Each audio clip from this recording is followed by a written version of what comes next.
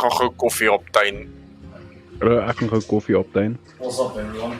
Welcome back to another episode of the Gasconade. Sorry. We'll be with you in just a moment. No.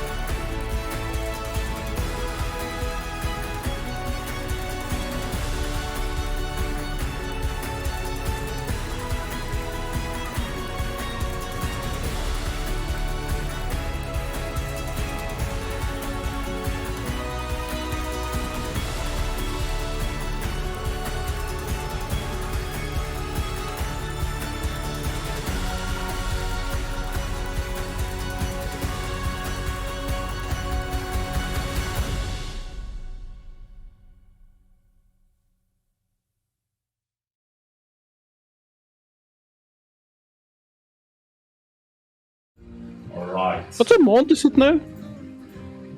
Let's Maart. Die derde een. March. Okay, that is good. It's last we left off Nebraska Gasconade. What the hell did happen? So I believe that the party discovered the culprit behind all those murders within the mafia, and they attended a ball in secret of Brigadier Pharaoh in order to essentially expose Sidero to Rico, and that way maybe gather some support from the mafia and stop Sidero and the Cockpickers' whole plan to use the mafia as a force against the city. They succeeded in killing Sidero, but not in saving Rico. And right now there's a bit of chaos in the criminal underworld. So after that, the party was visited by the Clockmaker in their thought to be secret hideout, and they had a little chat with him there.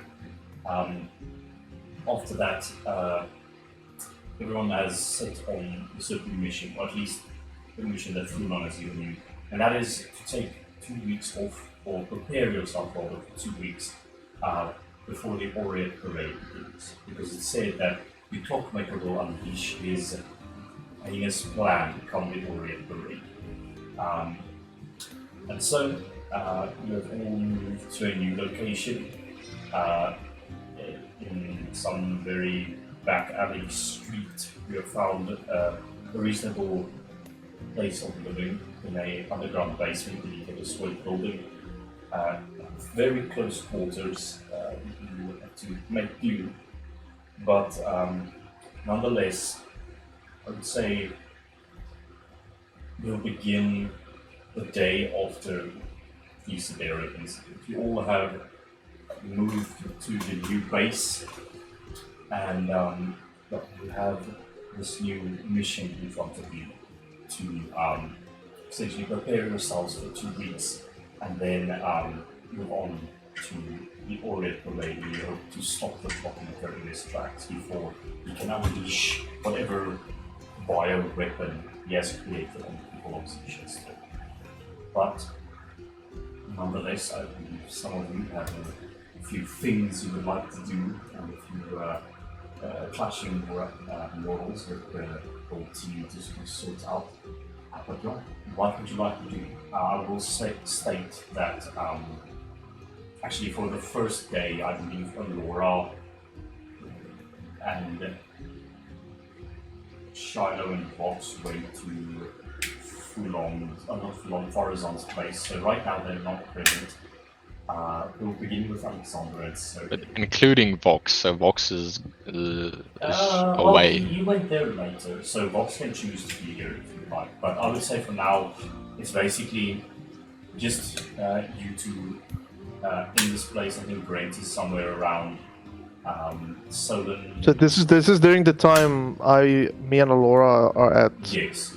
Horizon's place. Okay, so I'm not there. But yeah, you two can wake up at your leisure. You might have heard some conversation between Alora and Fulon. She left, and yeah, you find yourselves in this very cramped space right now with the bunk beds. And you wake up and see Fulon is busy writing on some, like a notebook or something in the central circular table. But yeah, I hand it over to you. So it's our choice to wake up, so we can just decide not to wake up. Cool. I mean, We No. sleep you can forever. do I'm just kidding. whatever. But yeah, what would you like to do within these 2 weeks? What could you get from here? What do you do? I think maybe at some point, Sergey will like wake up because he said it's bunk bed. So I'm assuming me and Alexander are obviously sharing a bunk bed. Yeah, I said I was on the top bed. Yeah, you're on previous top. session. Yeah, so Sergey will like wake up and stand up. And then, it's out. It's back. And then he'll turn around and just bonk Alexander on the head and saying, "Wake up!" Alexander will turn around and fall on you and tackle you to the ground. Lord flinches at that. What are you doing? I am Just waking asserting him what up. they call dominance. That is concerning. It seems that that's your brother, but you know what? I'm not going to be into that. How are you? And I take Sergey's like hair, like by the head, and just smash his head against the floor, and then call it a day and stand up. That was unnecessary. I think it was perfectly necessary. Well, Anyway. despite that, what are your plans for these 2 weeks? I'm quite curious. So Laura and is at Farazan's place currently, learning a different magic herself, which is quite interesting. I thought, you know, never mind. So, what are your plans? Well, I was thinking about maybe going for a nice morning jog of my brother here before he rudely smashed my head into the ground.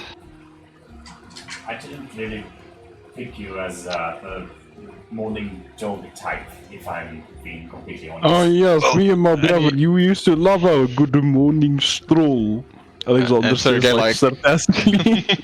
Right. Well, Sergey like starts stretching his legs a bit and hamstrings and stuff. Well, I like you just- said, we got to prepare for 2 weeks time, so might as well get started. Fulon just like rubs his beard and is like, you've got 2 mechanical legs, yet you are still stretching them. That doesn't The actually. bottom half are mechanical, full on, alright? I still have hamstrings and quads, okay? Okay. I was just curious. If you call those quads, Alexander says laughingly. You call that the brain inside your skull? Okay.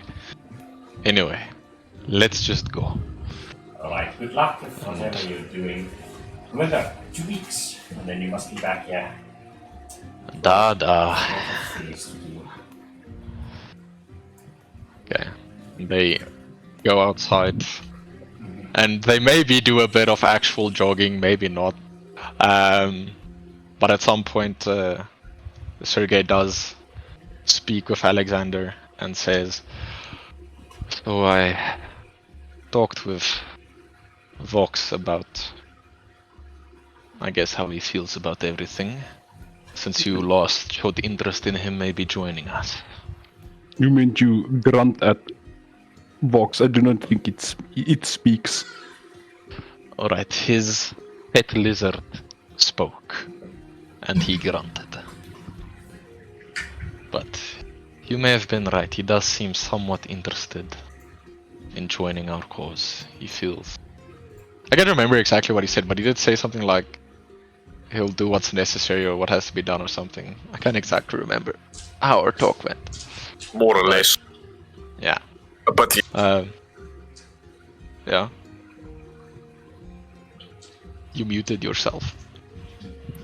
oh, whoops. Yeah, no, that's pretty accurate. Continue. Alright, yeah. They'll just say, I think you might be on board. Going to speak to the clockmaker. Which I did give him a place and time, by the way. The clockmaker. We'll just have to hope he actually shows up. Interesting. Well, Not sure how we're gonna get Vox to follow us there or get him to tag along. I'm pretty but- sure he's already listening to ours. You can just walk outside. He's like a cat. A very fucking annoying cat. That is true. Right then.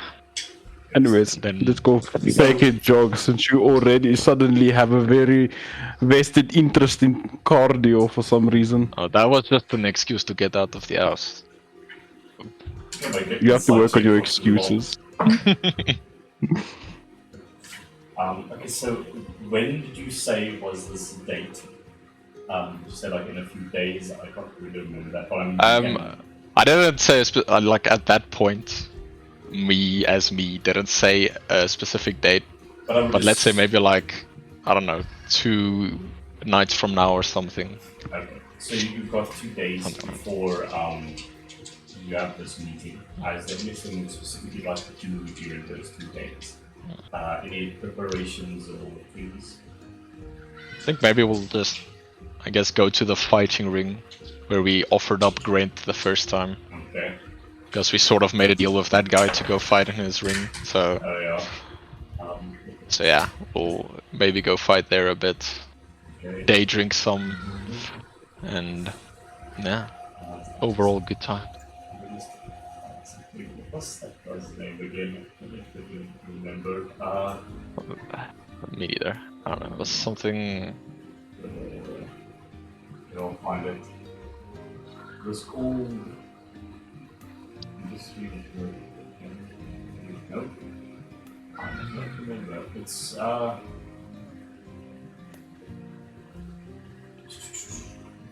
I remember what it was. Right? Do you? Right.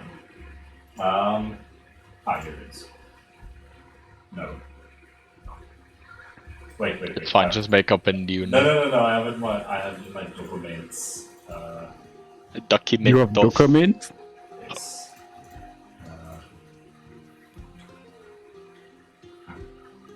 No, it's where? Results. Resources. Unforgiven. This,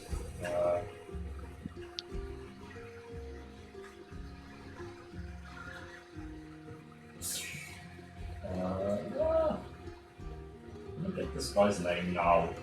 He had a cool name.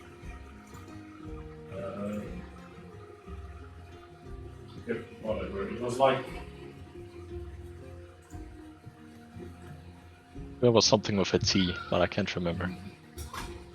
Okay, you know what? Okay, you go to this guy, and you obviously do a battle in the fighting ring. Let's go roll athletics checks with advantage to sort of like just determine your overall success within these rings. Okay. I got a 16. You'll say with bets and things, you do okay.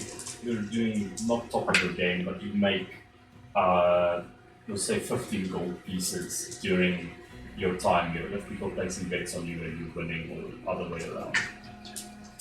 Hell yeah. As long as you do the same, please. My freaking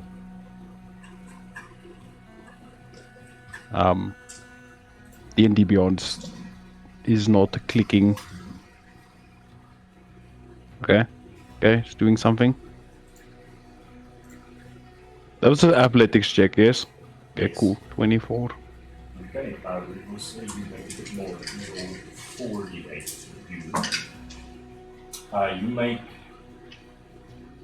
21 gold pieces during this, and yeah, I would say with a 20, just roll another one with the voltage, since you like you with rage essentially.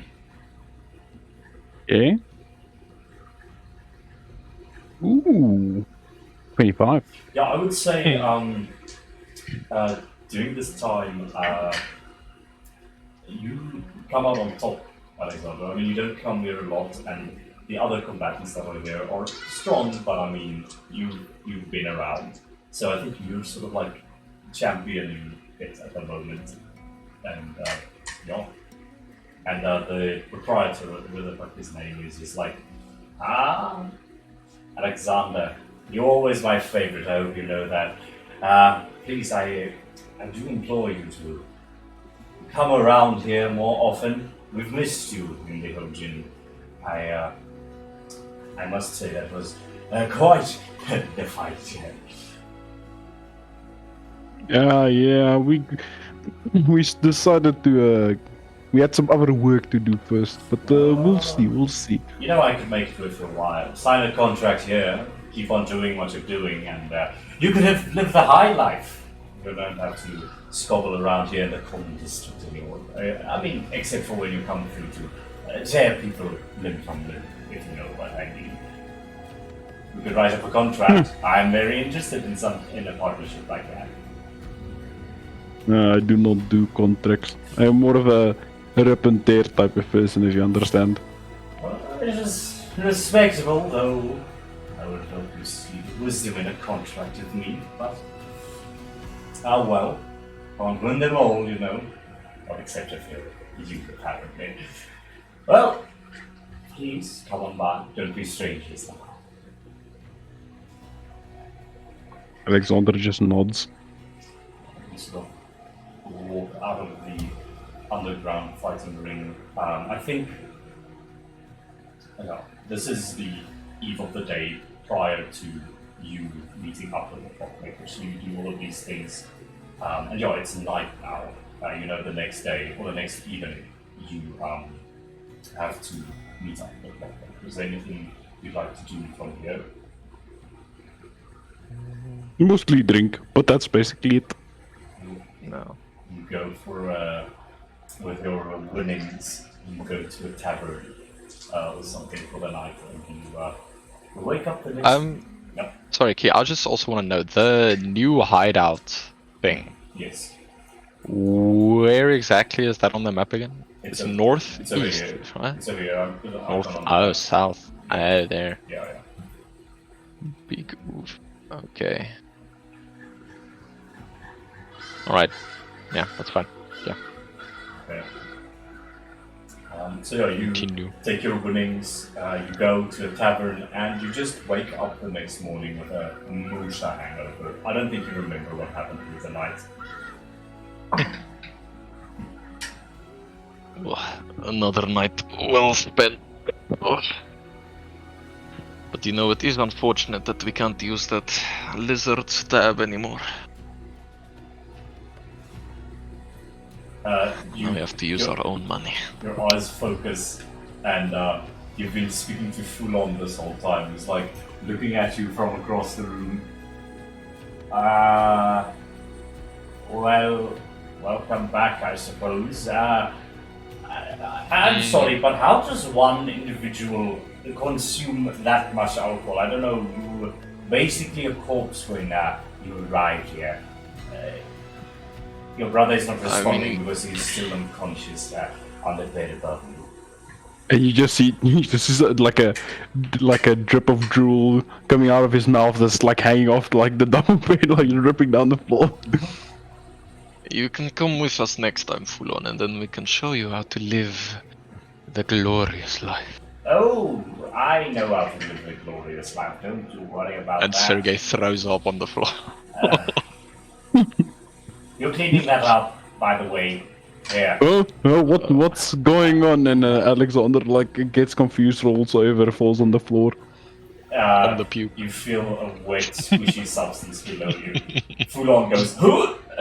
Okay, here you go, and he throws a mop onto Alexander and just clanks onto him. Well, I want to start just like rubbing Alexander on the floor using him as a mop. Just, yeah, Alexander is not fully cognizant to realize what's going on. Just do yourselves a favor and Fulon puts like a glass and what is essentially the equivalent to like maybe like the grandpa pills or something that someone takes to get rid of hangovers or whatever. He puts that on the table. Use that, and it'll make you feel better. I'm just going to step out for a moment because it is smelling like now. In addition to the decaying corpse that's still sleeping stuck in Grain's bed, but you know, no judgment, no judgment. Looks a bit sort of I don't know, nervous, and he just walks outside, lights his pipe, and a few bubbles come floating through the room. Sergei will definitely go get the hangover cure pills. And down both of them. Oh, yes. Oh, What a cunt. you're welcome. Alright, we better start. What time is it even? Hold on. We look somewhere at the clock. Where's that robot when you need him? With his by the way, keen mind or whatever. Shiloh, it's a day after. Aren't you in Sentry's Rest, like by your workstation right now, Shiloh? No, he's fucking dead. Yes. So, Yes, actually, so you that hear, definitely would be the case. you hear them saying this, where's that robot when you need him, and you're just sort of like sleeping, or like Sentry's Rest Right. behind you. Yeah. When you say that, if you look towards wait, what time of day is it? You should. That's what I asked because you have keen minds. You can, well, you honestly, you don't have. I mean, they have a hangover, so they can wake up in the fucking afternoon. So you choose what time of day is it, Shiloh. I think it's early morning. So if you look around to find Shiloh, he's literally just sitting. You see that his table is filled to the brim with parts and metals and tools and papers and schematics and what have you, but however very neatly placed. And he's just sitting like with his back at a 90-degree angle, just sitting on a chair next to everything, and his goggles are glowing. And he's just staring at the wall in front of you. Robot! And I'll go slink towards him and then like kneel a bit down, place my hand on his head and like shake it a bit. What time is it? Thing is, yeah, Shiloh can see you, even though he is asleep. So he just stays in that position. Their head Hoping is that you'd being walk away. jostled around. I knock on his head. Dong dong dong. You see the lights coming from his goggles flicker, and then it turns off, and he just looks up at you. What is it? What time is it? It is 4 o'clock in the morning. What the fuck? That is Is there a reason? way too is early. Okay. Yes, I agree. Actually, And I still Sergei have just 1 hour left to go. Sergei go lies on the floor and just continues sleeping because 4 o'clock is way too fucking early. Shiloh just look at you, and I think he'll just attempt to go back to recharging, but he'll just be like, might as well get back to work. I mean, he's going sleeping to right stop. next to you, so I think as you try and sleep, like, Yeah, I just he walk jostles over in and his sleep and then he kicks you. And then... Yeah. He fucking just like adjusts his jacket to be. Actually, he's not wearing his jacket. He just adjusts his clothes to be neat, and then I think he's now once again standing at his desk and he's continuing with his work. So some time passes. Sun rays don't come into the windows because there are no windows down here. But Wonderful. yeah, it's like going on late now. I think it's 10 o'clock by now. And Lon will come down the stairs again, still smoking his pipe. Bubbles will come through. Are they still asleep? Shiloh kind of just looks back. Seems that way, yes. What are we gonna do with these people? Have they cleaned up the... they have not. Of course they You know haven't. what? Lon reluctantly takes the mob. I don't think they're gonna do it in any ways. And he like dumps it in a bucket of water and he begins cleaning the vomit, but it like smudges all around the floor, and it's like, the hell. Is Alexander still laying on the floor in the puke? In Fulon, if Alexander, you feel like an impact from the side of you, and Fulon is trying to sort of kick you over, but he's not getting it right, and he's like, looks at the mob and just throws the stick on you, it clings on your metal, and is like, you know what? It's below him. I can't clean that. And he'll just go sit by the table again, keep on working on his things. And as he's doing Sergey that, will wake up to get something to eat eventually. Ugh. Ugh, Alexander's just going with the flow, man. opens the fridge. so Is there a fridge? there's no fridge. There's canned beans and a lot of it. Oh, you should not have said that. Beans, you say? Wait. Sergey cracks open 2 of those. So Shiloh, Excellent. Oh, you man, I saw that you were Fulon's busy working at the desk. I saw that you were quite busy with that workshop of yours. I'm not going to pretend to know what that key is you are working on, but please do enlighten me here. That it's very interesting, if I do say so myself. Well, I would hardly call this a workshop. Well, Just looking at this, just a fucking table. hey, I mean, even the most, what am I trying to say here? The most ingenious of master craftsmen might even be able to set up in a cave and create the most marvelous inventions. So, Yes, well, a cave filled with distractions is hardly a commodity. But if you must know, I'm just working on some inventions that would help us in the future. that is Installing some modules. No, I heard into a my story body. about a guy that was able to build a suit of armor in a cave with a box of scraps.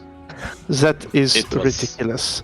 No one has the mental capacity to be able to build such ingenious.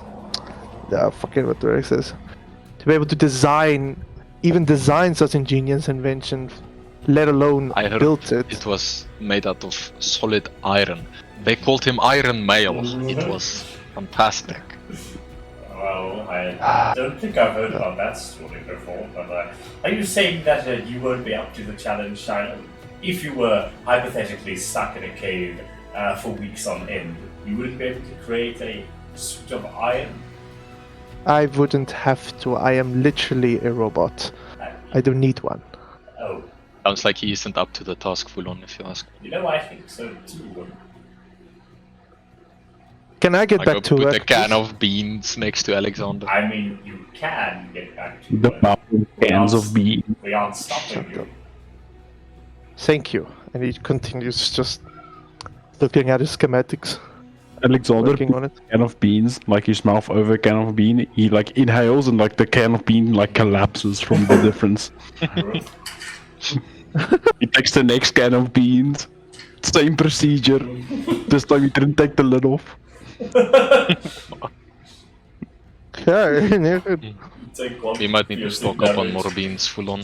You know, anything else but beans. Like, there's so much, like, not spoiling food that you get in cans, but at the time I thought it was a good idea to stock these places up with beans, but I am regretting it.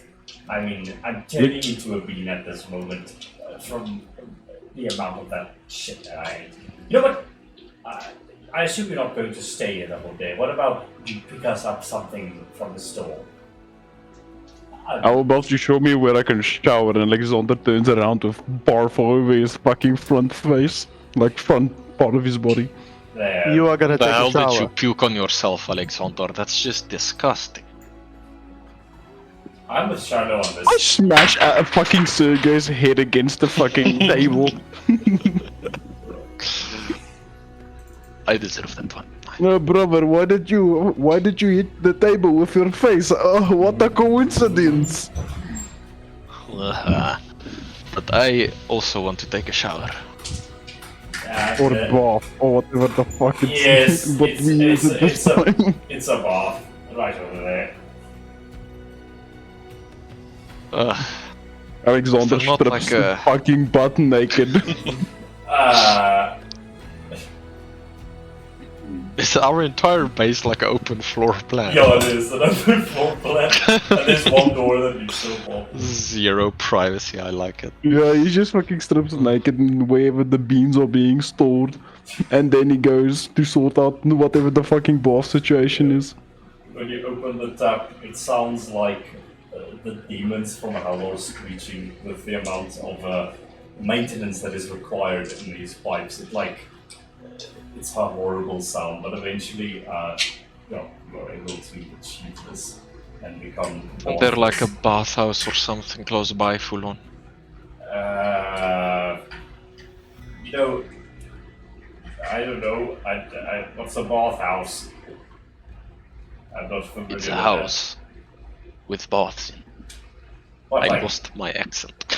what, like, Yep, lost. what, like a public bathhouse? Ah, That is very uncivilized. Gigan, which part of this world of yours is like based off of Japan? I would say Is the- probably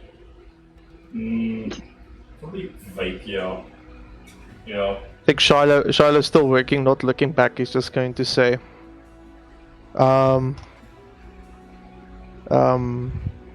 it is a quite common pastime in regions such as Vakia. Of that course. goes by. Gonna go there. It's on the other side of the Yes, world. actually. Oh, He didn't need to know that. damn it. I caught on to later on that one.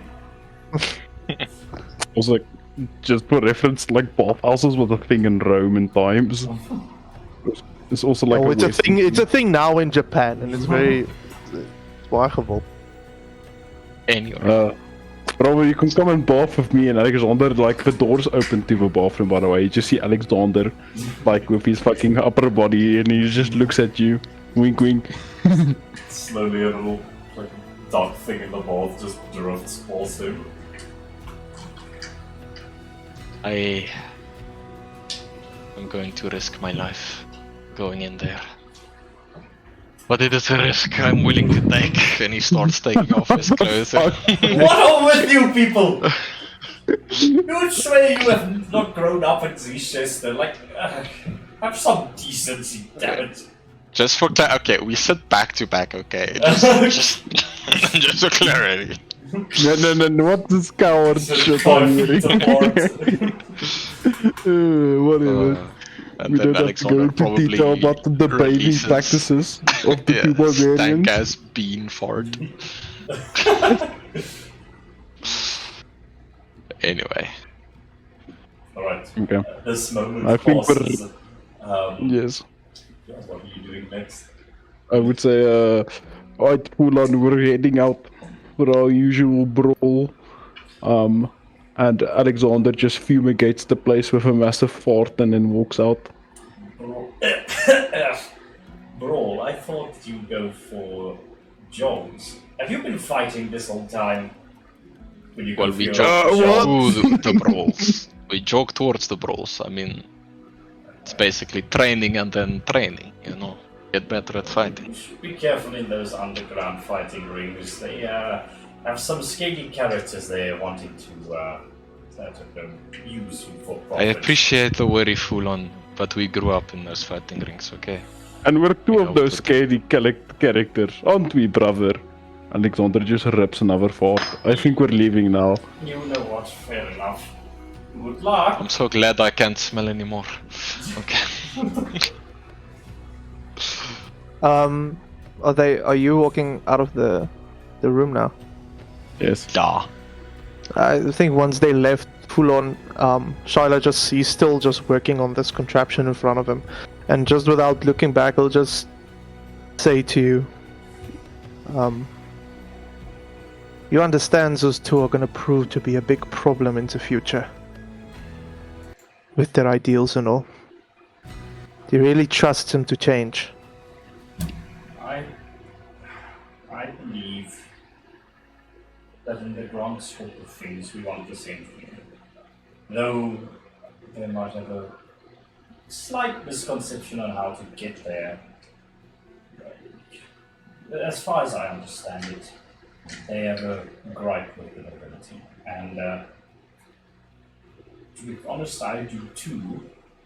But I just think their methods of wanting to get there might be a bit brash. That is why I'm trying to get them in on this whole thing we're trying to do here. I mean, there's been so much bloodshed in the city already, and the clockmakers threatening me, there might yet be more. I'm just trying to avoid that. And if they could just see that, then I think they would be a great help to us. They are very, what's the word, passionate about their goal. If we can just translate that into something useful for us, I think they could actually make great assets. Because, to be quite honest, most in this team are either specialized in espionage or technical work, or deal with the mechanical that you work on. But when we get into those tough scuffles, which inevitably are going to happen, we are going to need them. That's my cup of tea, at least. That is true, but have you considered that you might not be the only one seeing the use in their abilities? Well, can't build trust with distrust, so for now, at least they seem to be in on our whole thing. I don't know. They're not. They have their methods, but they've not gone against us as of yet, which is a good sign. I mean, not a lot of people stick around as long as all of you have with this type of work. Everyone gets cold feet sometimes, but they've stayed with the HBC for quite some time now. That tells me that whatever you are after, whatever they are after, means a lot to them. And that means that they'll keep staying by us, hopefully.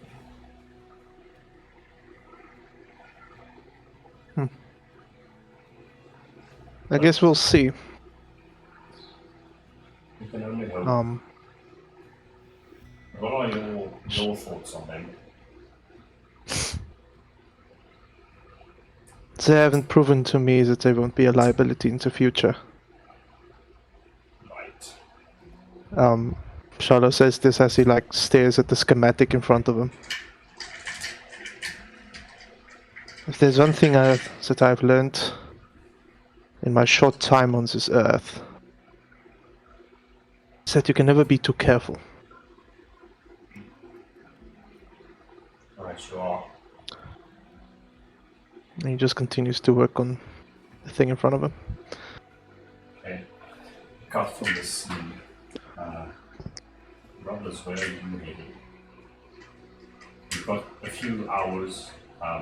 Well, it's like going on midday now, so is there anything you'd like to do in this day? We're going to head straight to the clock. Sergey would definitely at some point like to stop at a place to buy a bouquet of flowers.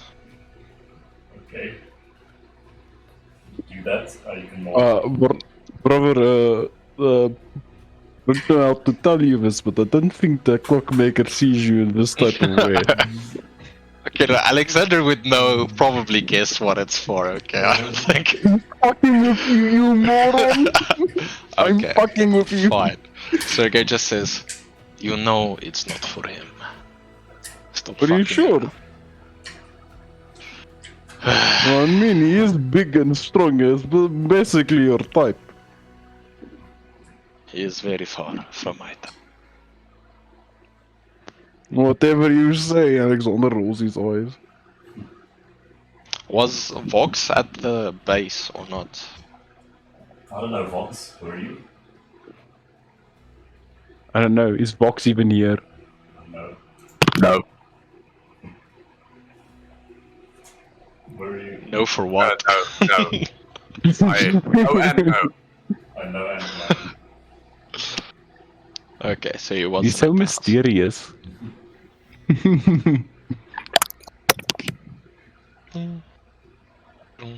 But I think as we like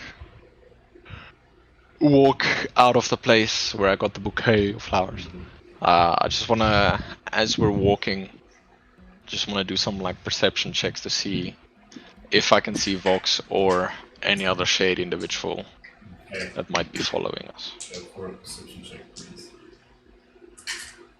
Perception. That's a 2. Nope.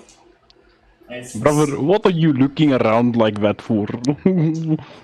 You're suspecting Sasha to jump out of the window and come in? I don't know, I have no idea what this sentence is going, to be honest. You don't No, know. yes, try and finish your sentence, you half-baked monkey.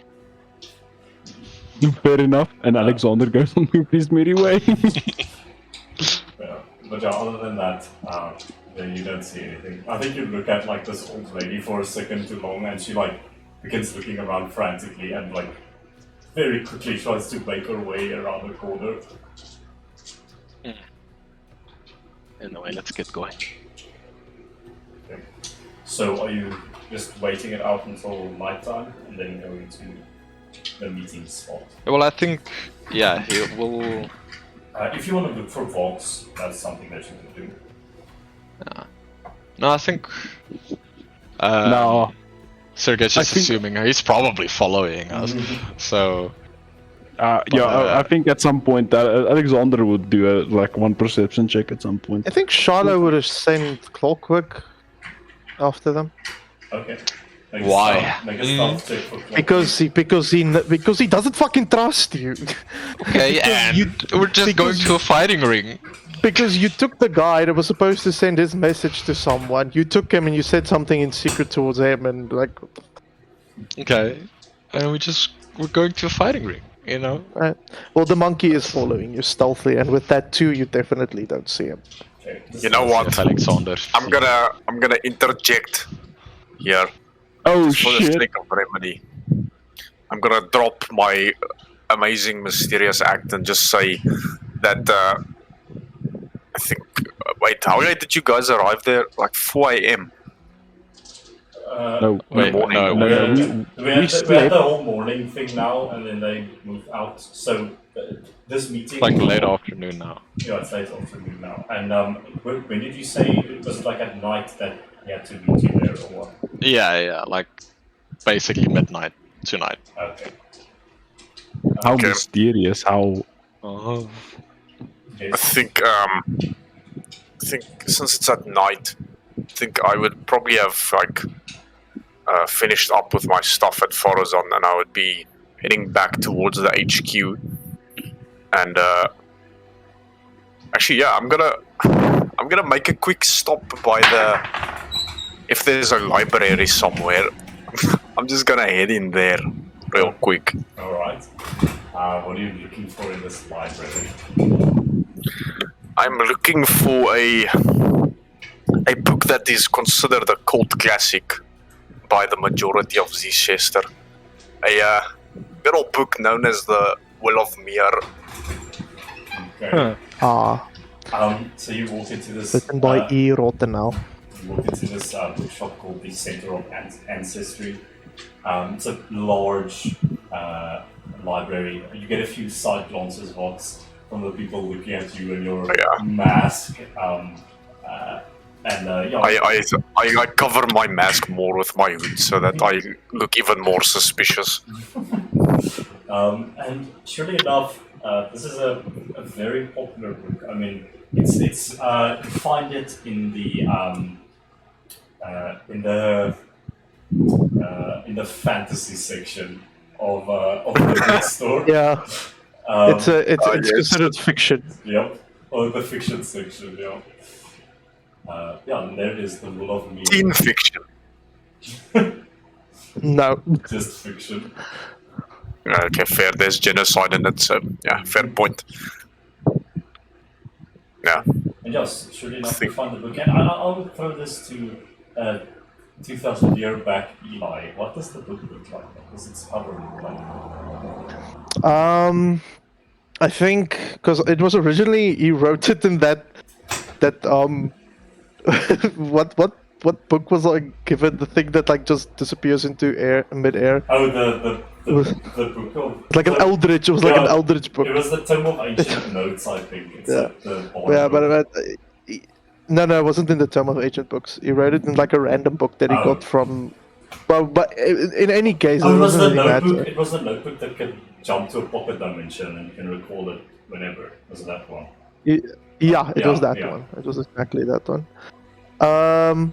So, well, that doesn't really even matter because, let me just do something. I think the way I've imagined it, it's literally just, it's like a black book, with the symbols of the fates on it. I think. I don't know. Did we have symbols? What happened to those? There were the basically the laws of nature. Those symbols. But I think it's literally a black book, in white wording. It says the Will of Mir, and with the time symbol. It's very simplistic. I don't think there's a lot of theatrics to the cover. Immediately, Vox, make an Arcana check for me as you find this book. Just an Arcana check on that symbol. I bet. Oh, damn it. That's a 12. Yeah, with a 12, you're unsure what that symbol means. It's just like, looks semi-reminiscent of an hourglass, but you all know what the time symbol looks like. It's like the straight lines that look like infinity turned vertically, like sort of an hourglass situation. But yeah, you don't know what that symbol means. I think I just spec'd it for 3 seconds, but then I dismiss it as I just kind of just open it on the first page just to see if this isn't some kind of bootleg book or like a book with the same title that does not concern the actual events of Will of Mir. Just to see if there's like magical stuff, like recipes and shit in it. Yeah, there wouldn't be any. Make an investigation check.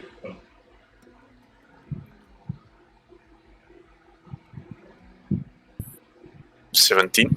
Oh, the book isn't magical. I mean, there's talks of magic in it, but there's nothing magical about the book. It's just plain and simple. Okay, but I think, given my passive insight, I will be able to tell that this is probably the right book. Yeah.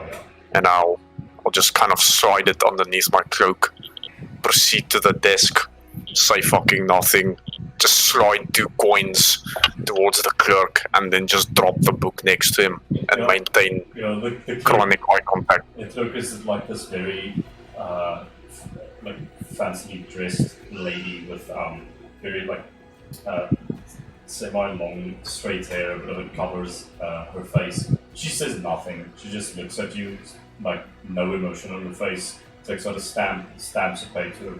Here you go, sir. Enjoy. And she takes the coins from you. Vox is rather perplexed by that notion, but he kind of walks away and then he looks back at her again She's just to see if she she's staring shows at you. any emotion. She's staring at you with no emotion. Just He kind of maintains an awkward eye contact for 2 seconds and then he just scrambles out of the door awkwardly. she goes back to her work. Okay. But yeah, You have this book now. You can add it to your inventory as a custom item. cool.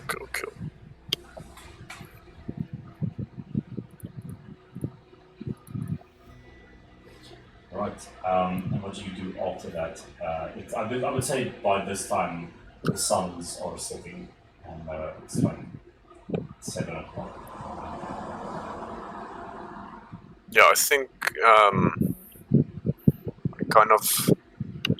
I make my way to the HQ, but I think if you'll allow it, as I make my way to it, I see the two brothers maybe walking out. Yeah, we'll do that. You just honestly, it's a pure coincidence. As you're walking through the streets, you just see the two brothers walking the sidewalk somewhere away from the HPC.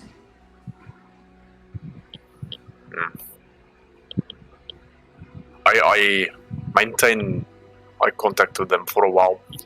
Then I just take a brief jog towards the HVC just to go and deposit the book. And then I'm gonna run back to see if I can slither behind them. Yeah, I would say that they're not. Yeah, sure, you quickly. No, I'm gonna say. If that's possible. Yeah, the thing is that this is far away from the HPC. Like, you just saw them on a street. Oh, It's okay. not like close to the HPC. But you can keep the book on you. It's not gonna like. And disappear. Or You're something. overweight now, over encumbered. There's just this Disadvantage random, on stealth checks. it's just this random cube indent, like at the back of my cloak or something, because of the book. Or you can just deposit all your gold at one of the brothers to kindly carry it for you, and then you're no longer encumbered. It's okay. This is not a scam. Sylvester already did that with the drink stab. So yeah, I'm just gonna ask you all, as the brothers are headed to this meeting now, Shiloh, make a stealth check for your monkey, please. And then I shall Vox do so. and the brothers make a perception check. do I also? I'm gonna try to like sneak up. I really hope Box use Well, I the do monkey. best. That would be very funny. Fuck's sakes, man. I am fucking blind. Barbarian life with perception checks, eh? Shiloh, You buddy. what's that stealth check? Just give me a moment. Okay, so hy gaan 'n plus. Wat het hy 'n plus 4 op die stealth mos? So ek gaan net D20 hierso rol. That is a oh, that is a 6. So, so this is what happens. From this distance, Vox, you see the brothers walking, and you notice a green glowing light behind them, and you identify this light as clockwork that is sort of like trying to scurry beneath trash cans and things. You see Clockwork's foot got caught in like a gutter or something, and he's just trying to get it out.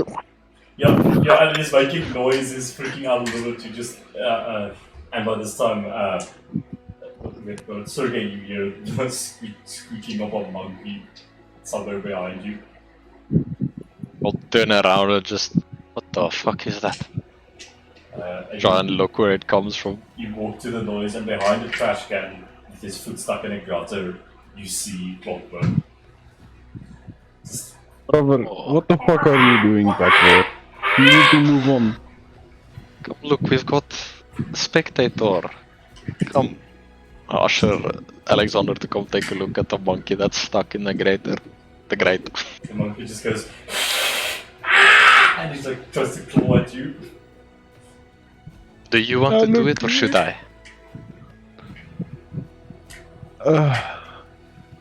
Wait, I have a funny way to do this, maybe. Nah, you can do it. Thank you very much. And I fucking squish it with my maul. Wow. Shiloh, as you're sitting in your study, busy working on something, Roll to hit. Okay. So roll to hit. The monk is currently restrained.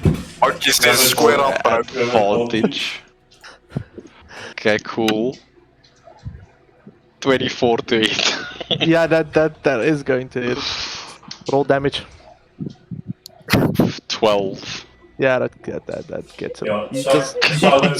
you just put a dent in his head and he just fucking Steam switches. rises from Shiloh as you're sitting in your study.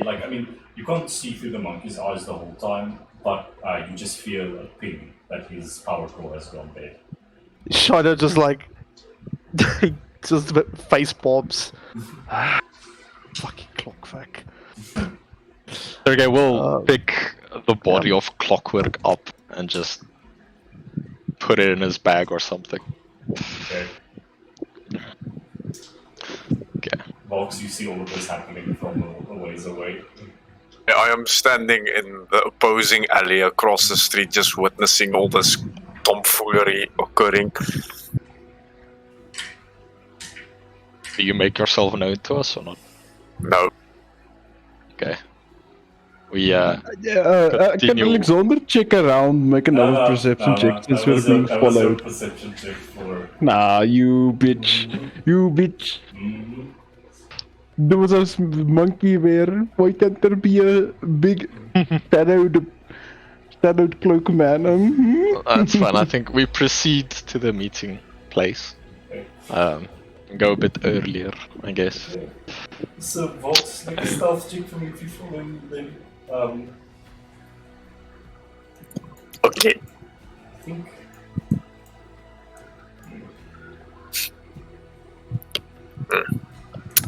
That's not fact good.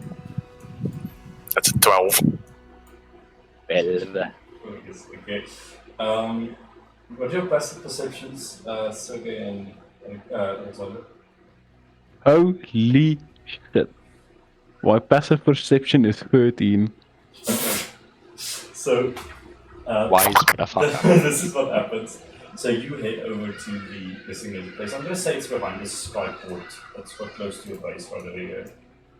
You all look about, the suns have set now, this night life of the city has come alive, there's lights on here and there, and you see a few ships docking at night, just these large blimp-like things flying in, docking at the skyport. There are these cranes that do a bunch of things around. That's all happening above. The skyports are quite large buildings, so that's happening behind you and above you, essentially.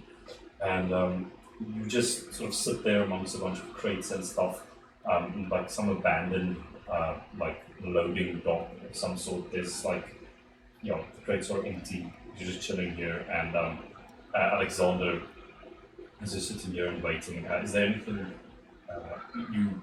So what's the, okay, so this is the meeting spot. Yes, this is the meeting spot behind Okay. the skyport. Is there So anything- okay, then Gentlemen, Like, as- sorry to interject. I just have to visit the lavatories real quick. Sorry, I'll be right back. Okay, we'll do that. Do- You guys can. What would you like to do? Talk about anything while you wait here at night?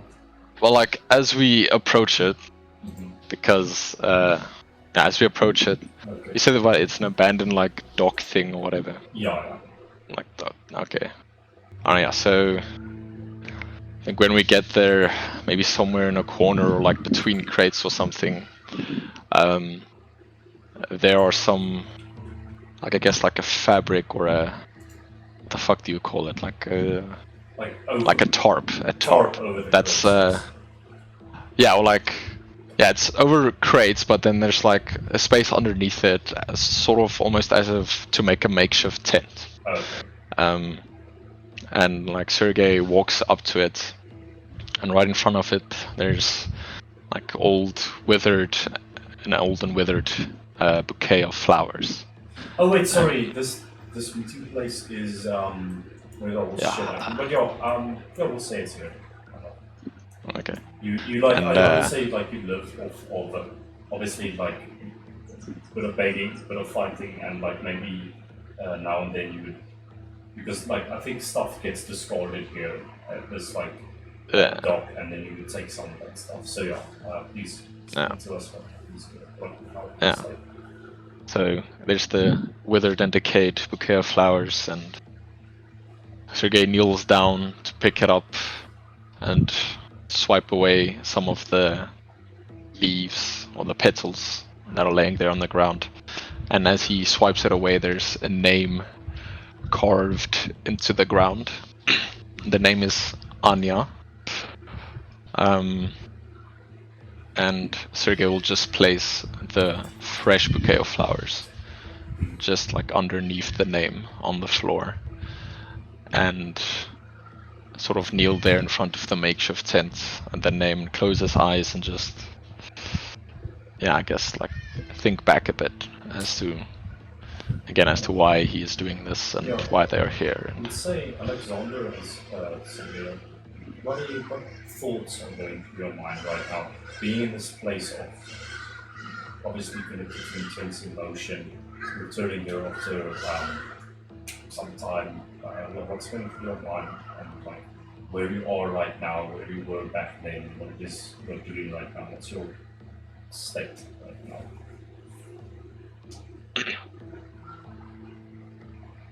now? H before beauty. Alexander. I'm being attacked by a sibling, so give me a sec. Okay, fine. No, okay, yeah. So Sergei, like I said, he's currently thinking back to why he's doing this. He's again like thinking about what a sorcerer did to his mother and how she ended up taking her own life because of it. And he's doing that in a way to sort of build the anger and rage up inside of him, to sort of, I don't know, give him the will to go through with this. Being like, trying to repeat to himself, deserve what's coming to them, and it's for a rightful cause, and it's to get his revenge, and stuff like that. You close your eyes, there are flashes of these scenes that happen in your memory. It's hazy. It's like, is that a memory, or is it just something you've forgotten? And your moment, you see just your mother smiling down at you, but there's a shadow falling over the top of her face. You only see her smile. She says, "Don't worry, it's going to be okay. We'll get through this. You know how much I love the both of you. Stay strong, right?"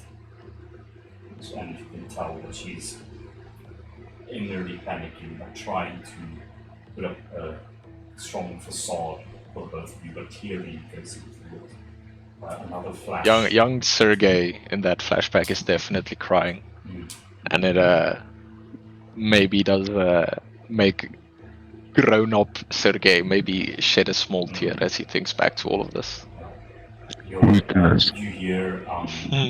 hear police sirens going off in the background. And now the background becomes clearer. Fog is lifted. You're in the alleyways of the city, or actually, like just into the street, and a bunch of policemen are walking up, and they go, "There will be no beggars on this street. Move along!" And your mother looks to you guys. "Okay, we must go." And she grabs both of you by the hands, and you head off to the alleyway. There's another flash. This time, there's just this figure. You don't really know what he looks like, but it just says, "You wench, you cost me everything. You're meddling. You just had to stay out of this, alright? You just had to say something, and look what is happening now. Now my wife knows about all of this. Get out of my sight!" And you just hear like someone getting slapped in the face, and whimpers. We cut from there, and cut to this moment. Not this moment, but the same place, back in time, beneath this very tall where the flowers now lay, and this scene of your mother, still with that shadow over the top half of her face, is holding the both of you as it rains and storms outside. It's cold, it's miserable. You had a semi-good life before this, but now this is nothing else. You fade of that moment just to see you sitting there next to this bouquet of flowers in the position that your mother occupied in this moment. I think as those last few memories flash, Sergei is definitely like clenching his fist, like in anger, and yeah, then wipes the tear from his face, then just stands up, leans against the crate or wall, and just waits for the clockmaker. Alexander, what are you feeling right now? Alexander is much simpler. He just feels unbridled, controlled hatred and rage. You know, this place exceeded anguish that you can see. Hopefully, now that you've returned here, maybe you could get back at those who have wronged you. As you sit here, Fox, that stealth check was subpar, and Alexander, you look over and you just see Vox crouching on a crate, like 60 feet or so away from you. Not trying to be super hidden, he's just observing you. I instinctively turn around and I fire the pistol that Shauna gave me, but not Wow. in his direction. I didn't fire it at him. I just have some anger issues and I needed to get them out. Once you watch Alexander turn around, almost alerted by your presence, and a bullet flies past you. I think the one crate next to me just gets reduced to smithereens. And at that sight, I pretty much aware that I'm visible to them. I'll just nonchalantly just raise up. Now my eye just blinks in the alleyway towards you. Now slowly just walk forward to the both of you. And when you're close enough, I will just say, just checking if you're alive or not. You could have been a statue. His eye just flickers at you. Yeah, that's about as much conversation I thought I would get out of you.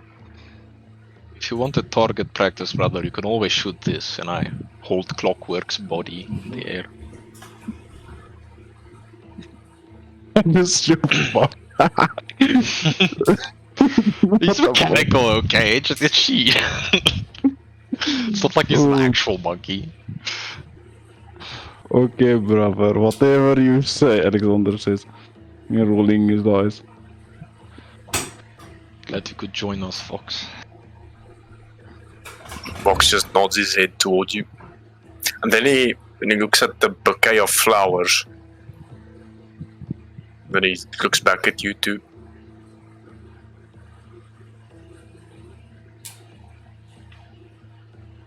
Alexander has Want nothing to to say say. something, say it.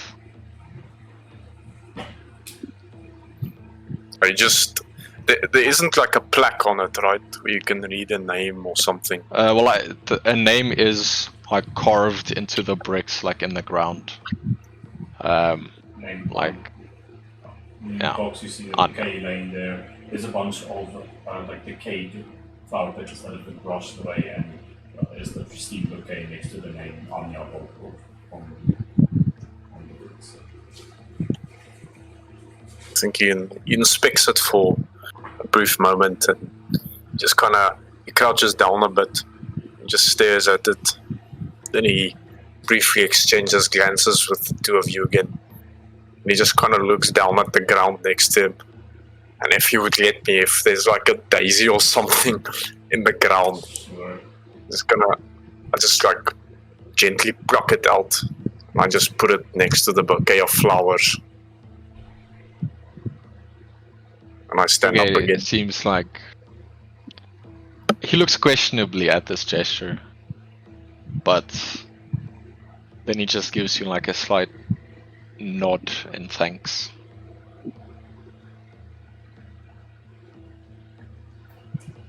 And now we wait. So, you've made it. You hear a voice behind you, coming from the stacks of crates that are present here. Is it the clockmaker's voice? I can't remember how he sounds. Or is it? No, it is not. Is it the guy I sent the Yeah, message with? You just see Okay. sitting on a tower of like 4 crates, and you see a Liftliner with his mask just sitting there, almost cross-legged, just on top of the crate. Well, I am a man of my word, so why wouldn't I make it? Well, you see a lot of people have tried to get the meeting with our boss and try to, rule one over on him. So, this attitude can't be too careful. Yeah? You weren't followed, right? We were, but we took care of it, as I show Clockwork's bashed in head. The automatons monkey. That would have been a problem. But it seems that everything is in order. If you'd care, follow me. The boss is quite interested to speak with you. Lead the way. He sort of jumps down and he goes down like these metal stairs because this dock is sort of raised a little bit, and he goes down a bunch of metal stairs to sort of a almost crevice in the rock somewhere. And there's almost like, we'll say there's like a basement loading dock storage area nearby, and he leads you there. Yeah, I also just wanna. Well, Sergey wants to try and be aware of his surroundings, like as he's leading us, Okay. just in case we might be led into a trap. Perception, please. Perception. Alexander will just clock his gun. He doesn't know what. I don't know what those words mean in respect to that gun, but it's. He makes it obvious that he's packing, baby. Right. So with that perception check, as you let down, make all of your feet clanking against all of these steps, you do notice that there are a bunch of Liftlines here. You see them, they're not trying to stay hidden, but you just see them like walking out behind some of the crates. There is at least a dozen of them. And I hope you're not leading us into a trap, because if you are, you haven't brought nearly enough people. well, it's just a precaution, but we have to build a mutual trust here if we are to engage in business. Don't worry, they won't mercilessly gun you down unless you give them a reason to. Right in the head. Very well. And he opens a metal door that's like a emergency exit or something.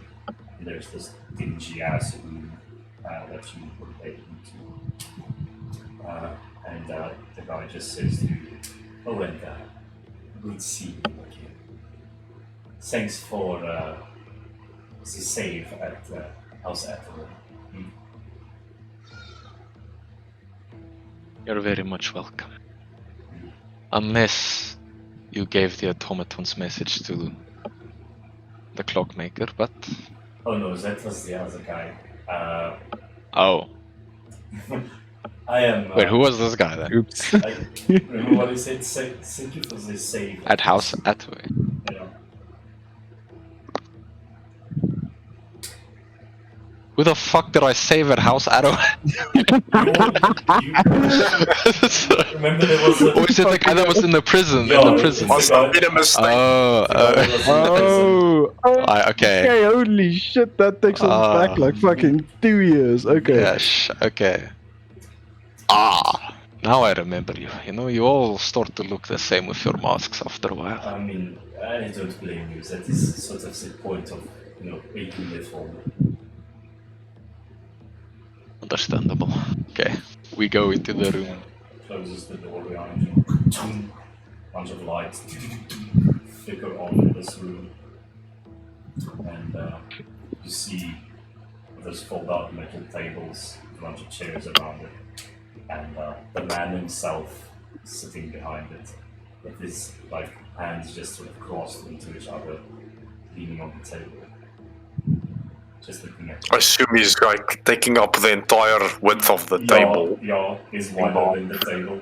Just this massive hulking form with this black cloak covering him. You don't see most of his mechanica except these two like forearms that are poking out of his cloak. He has his top hat on and the weird, uncanny metal face just staring and motionless at all of you.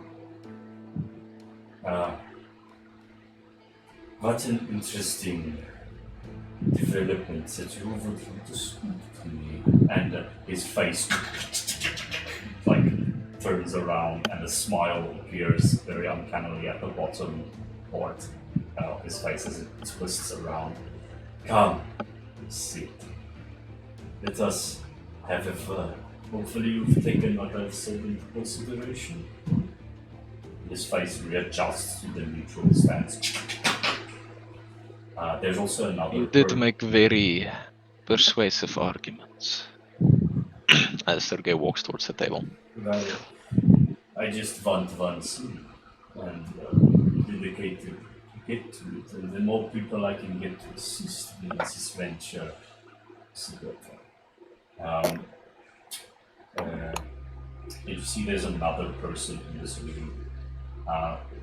Also, it's not larger than you guys, but it's like a pretty tall individual wearing full-plate doctor uniform. But this one, there's clearly some sort of station to this clockmaker uniform. It's has like it has black and then supplemented with a bunch of purples in it, and some of the armor is brimmed with gold, and his plate doctor mask is pure gold. It's not like black fabric like the others. It's just like metallic golden plate doctor mask. Looks like he's in command of something. So, well, you called me out for this meeting,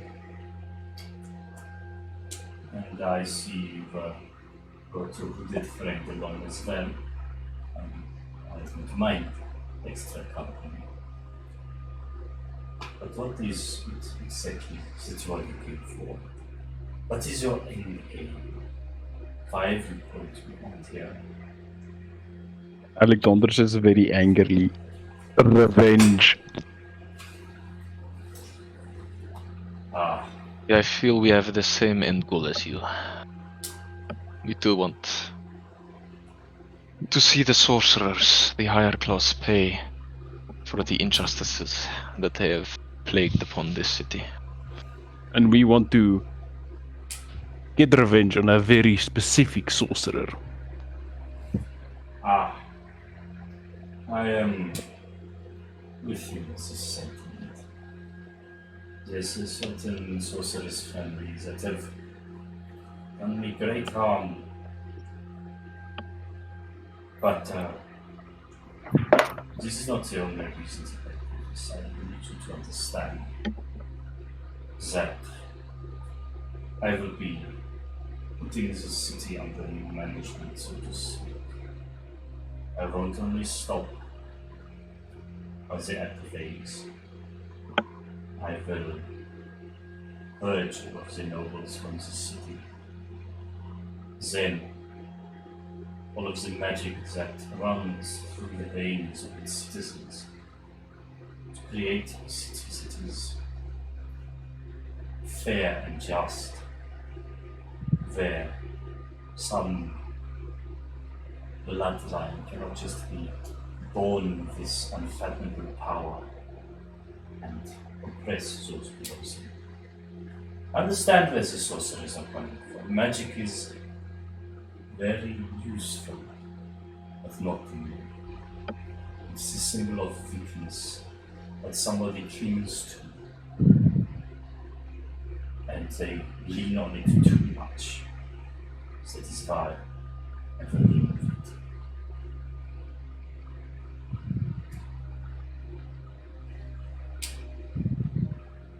I think we can agree with removing sorcerer bloodlines.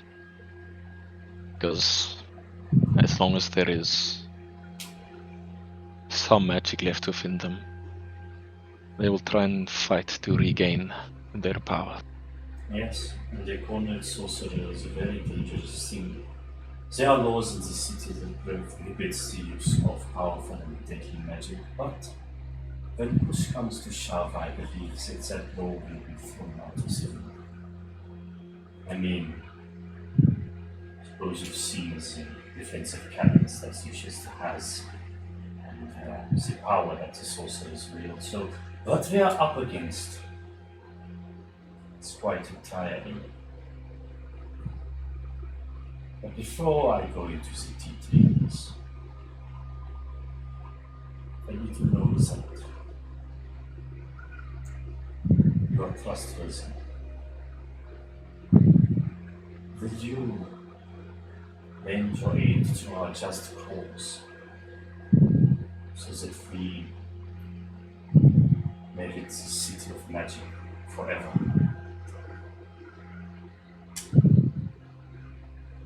Like, to ask a question first. After you cleanse the city of its sorcerers, how is your new governing rule going to work? How will you determine high class from low class? How will you try and rectify the oppression that they have created? No class. The only way that you can, quote unquote, go up in society is by your own personal merit. If you work hard in this city, you distinguish yourself, you make a difference, sure. But there will be no more class. We will induce a new type of governing body with the Lufthansa as the center of it. Our ideals are just, and come time, the city will know them, and knows that this is a better way of living than bowing down to the sorcerers who think that they are better than us.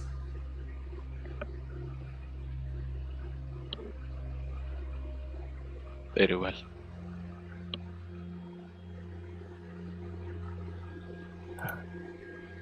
How can we prove our trustworthiness to you?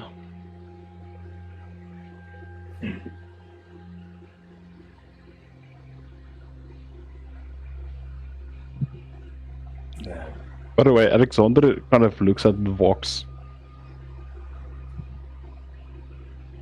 Just Vox seems a bit contemplative. He doesn't seem to fully agree with everything. His mind is like a cluster of thoughts at the moment, and you can see it with his eyes darting around over the whole place, but he's not saying anything. Well, how about you tell me your little plan? Who is it that you work for? What is that director of yours planning? For how much do you know of our plans?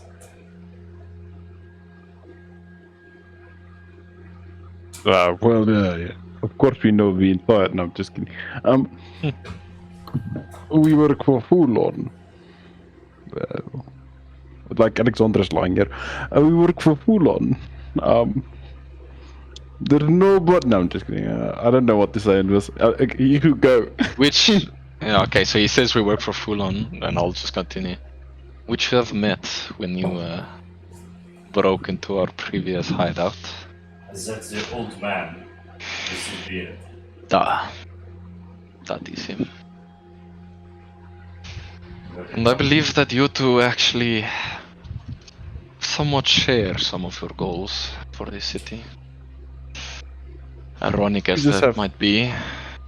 You just have different methods. And his method is slow. Quicker and it will never work.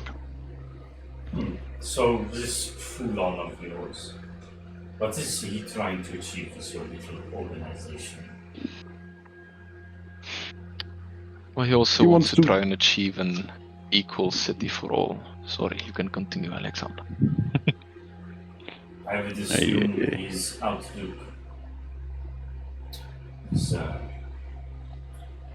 one that is a more peaceful one. One that will take longer, one that will spare the lives of the nobility. Or am I mistaken? Yes, no way. He's he has a bit of a rose-tinted view of the world. Me and my brother, we've grown up in the fucking dirt. We know how his city really is. We know how fucked it is on the inside. Yes.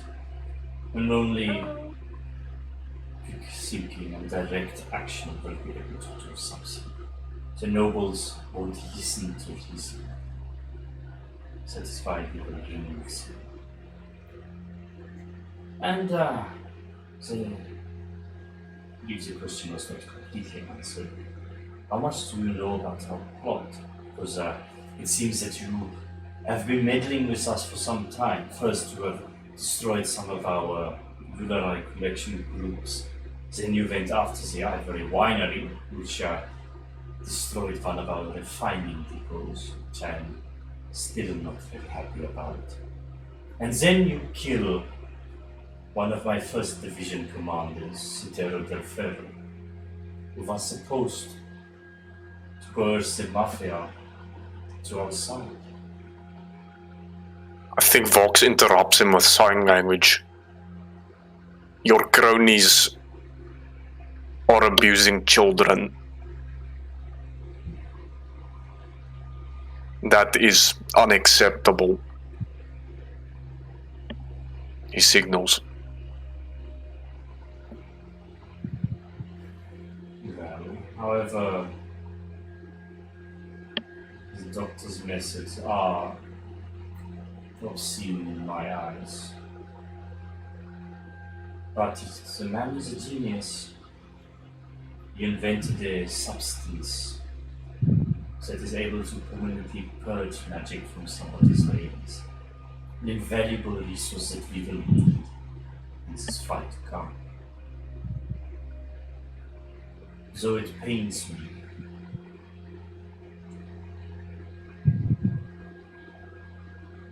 I'm afraid that in this world some sacrifice is necessary. I truly wish there was another way. But when you are up against nobles who do these type of things on a daily basis,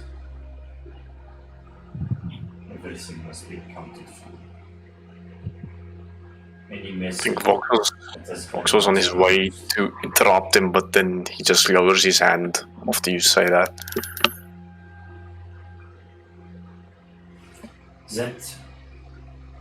That sentiment, that is why we are fighting this.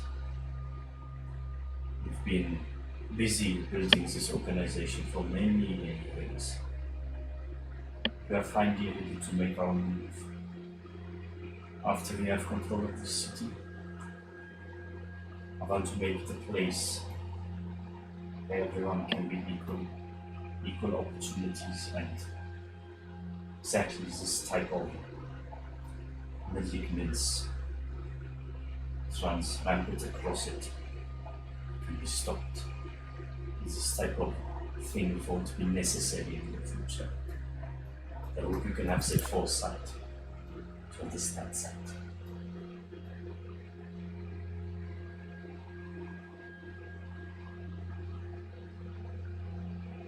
I just have one condition for working with you.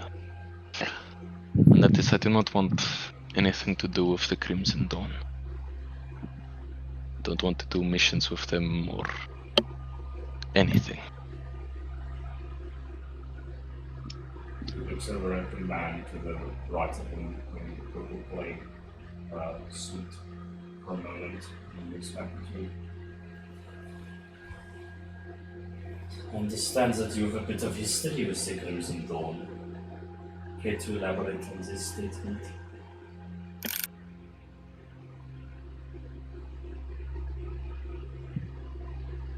They used me and my brother. Used our strength, our rage, our hatred,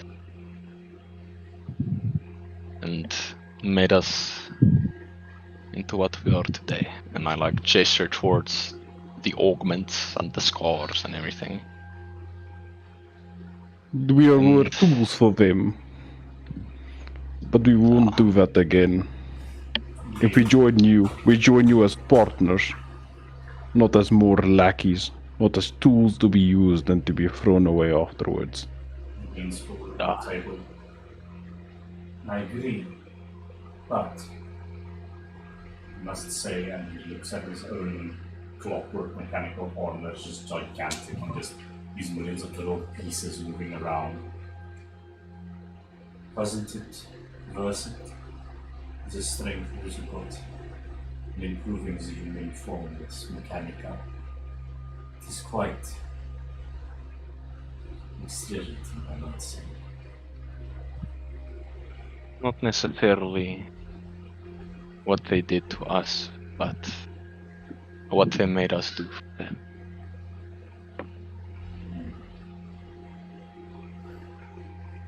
Well, I suppose if this is to be a partnership,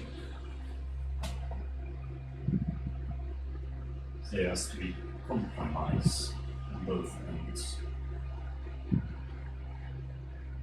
Very well. I want to put you Okay. Sorry. I want to put you into said division. But we will find a place for you yet amongst the Lufthansa.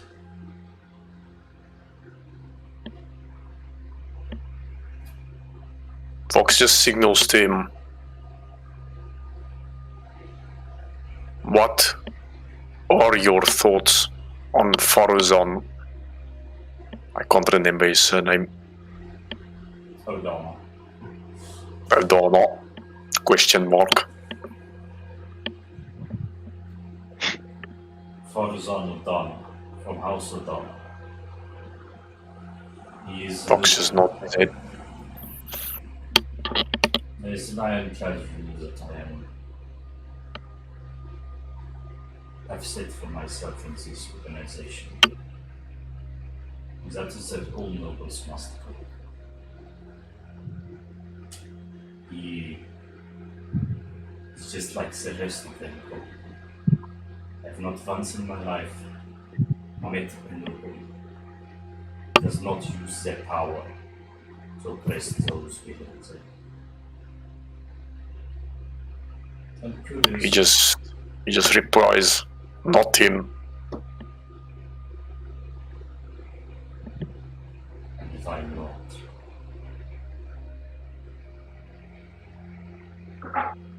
He is our ally. He is helping us to infiltrate the system.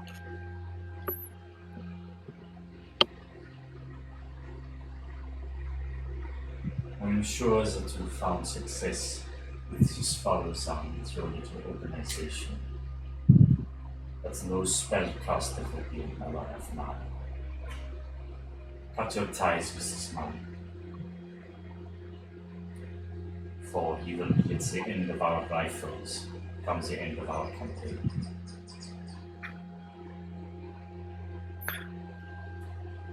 Fox responds.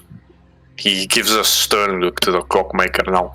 There's a tiny bit of black sparks around his hand. And he just says, I know evil when I see it. He is not one of them. Make a persuasion check.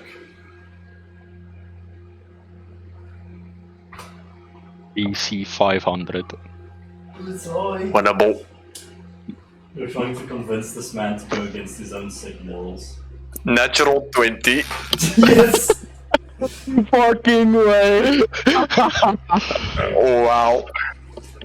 That's funny. The only reason this works is because it's a nat 20, the DC was 25. So he goes.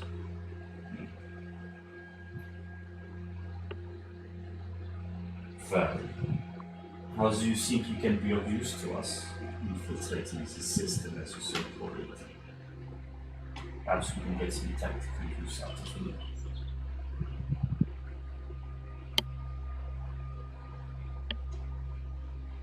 Think Fox will respond with, he has deep ties in the system. He knows his way around the bourgeoisie district. That may be of use.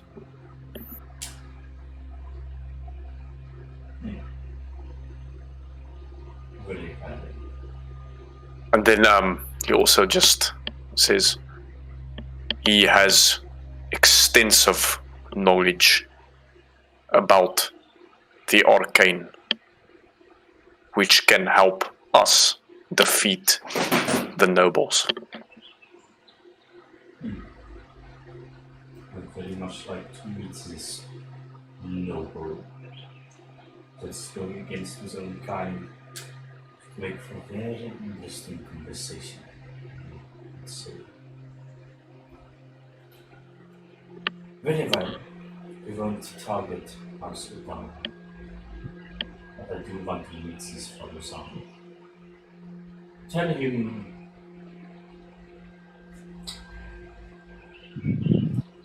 to find me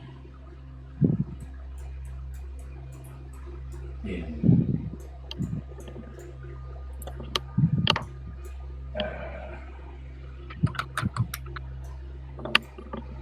the Bad News Bar is in northern district of the city.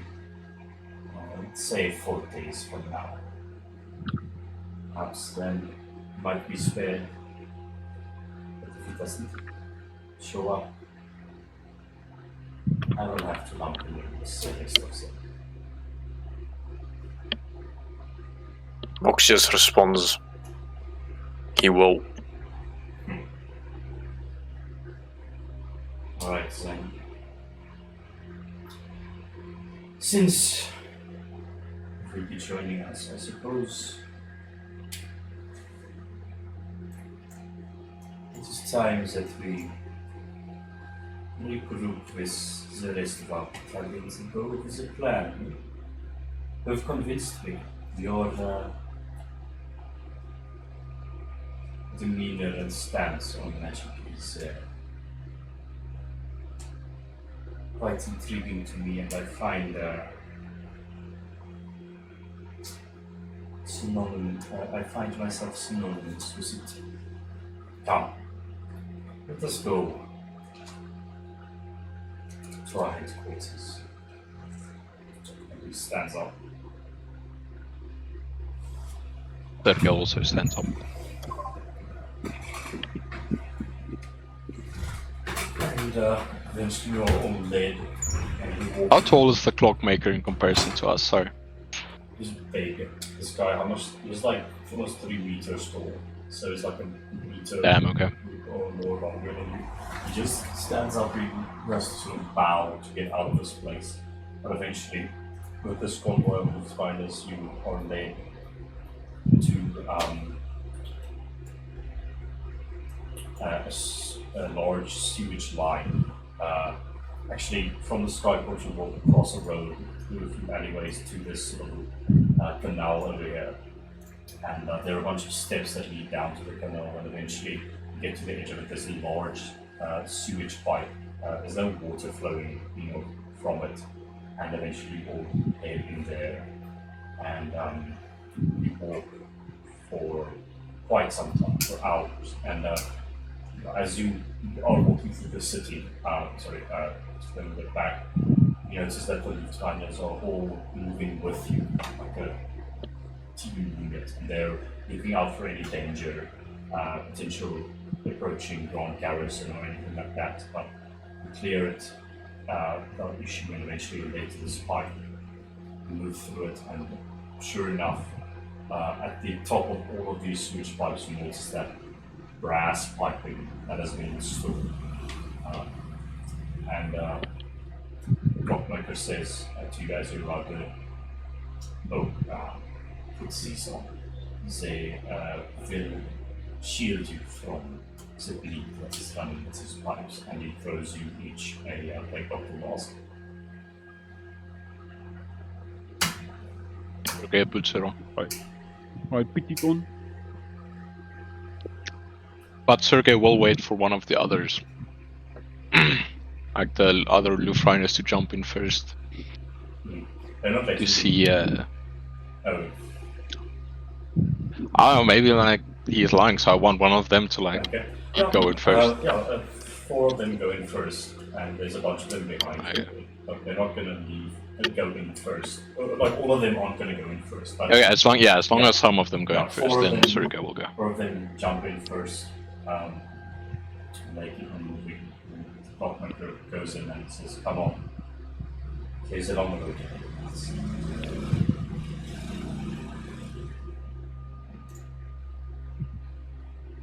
Sergei jumps down and follows him.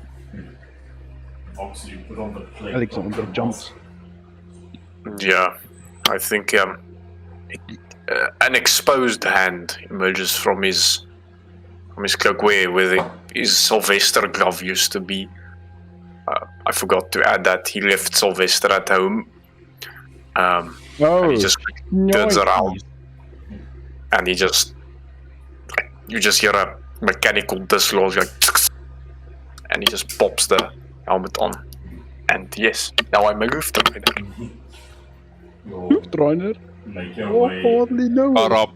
through these pipes, and eventually, after hours of walking, you arrive at a pipe, a very large, like almost 10-meter radius sewage pipe that is just with a river of sewage flowing in the center of it. You're walking on the sides of it, just spewing into that massive cavern that you were at like a week ago or whatever. And you see once again just this massive brass temple. Like, it's unfathomably large. Like, the fact that the cavern this large exists below the city is huge. And he walks towards the end of this, and you can see there is some sort of a large mechanical device installed sort of at the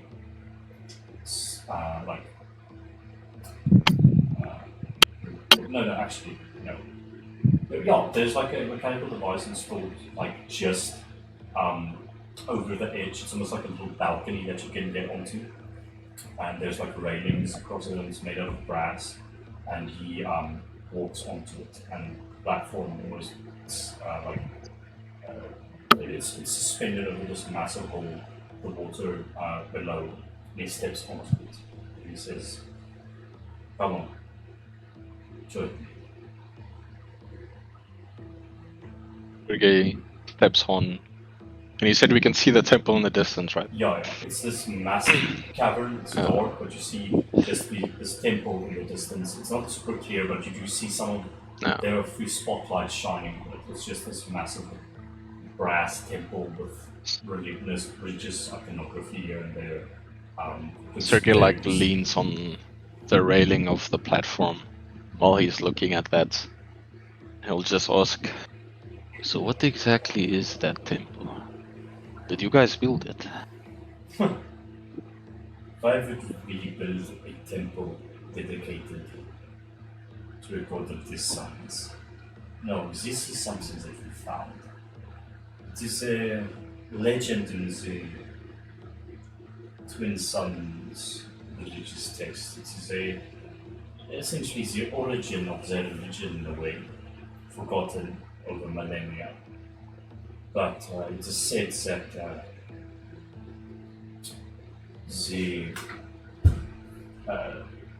tyrant god Urion created a large following for himself some 2,000 years ago, and his followers built his temple in his image, a massive building that would reach towards the twin suns themselves, and it would become the hub of their religion. But Sounds like a prick. Oops.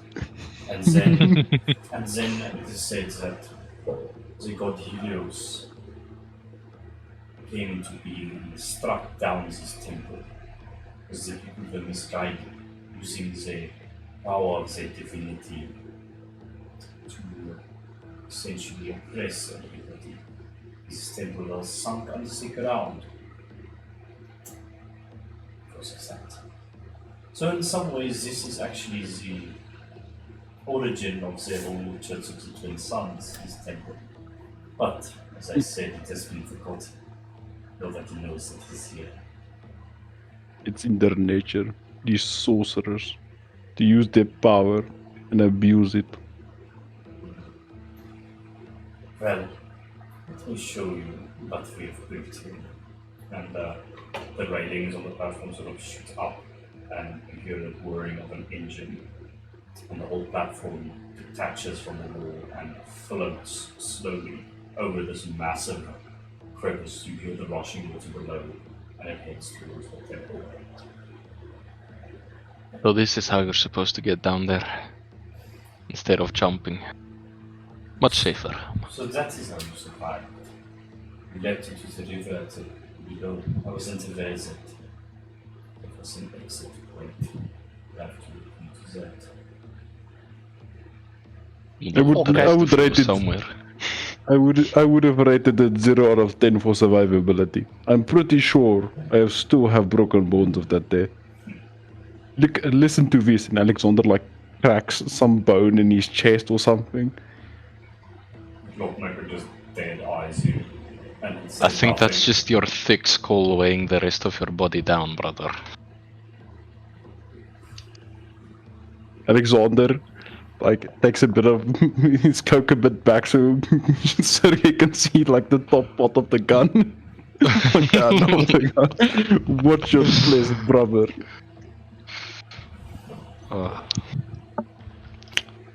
Eventually the platform Okay. goes closer and the temple size just sets in as you get closer to it. And it docks on the other side. There's like this raised almost plateau of ground and stone, and the temple is built on top of it. And the platform docks in another one of these mechanical devices. The railings go down. Now you stand in front of this gigantic temple. Clockmaker steps off. You now see there's a lot of activity going on here. There's a lot of inflammers running around.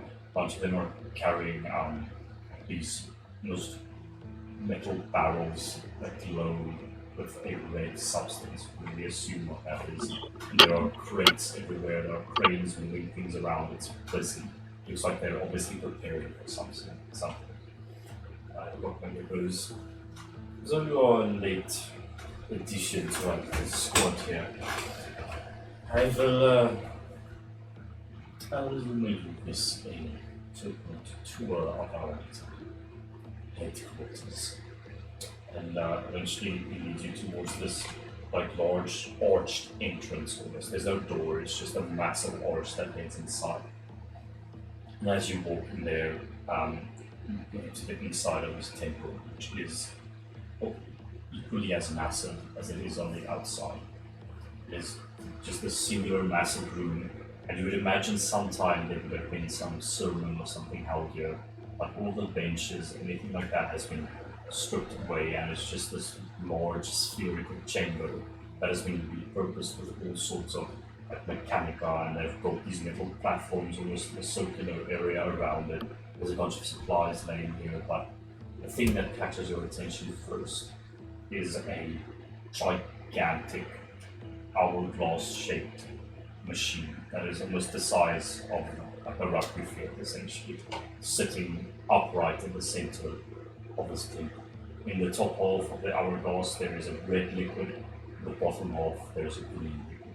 And there is so much of it, like you could fill a small lake with the amount of liquid that is within this machine. How on earth did you fit that thing in here?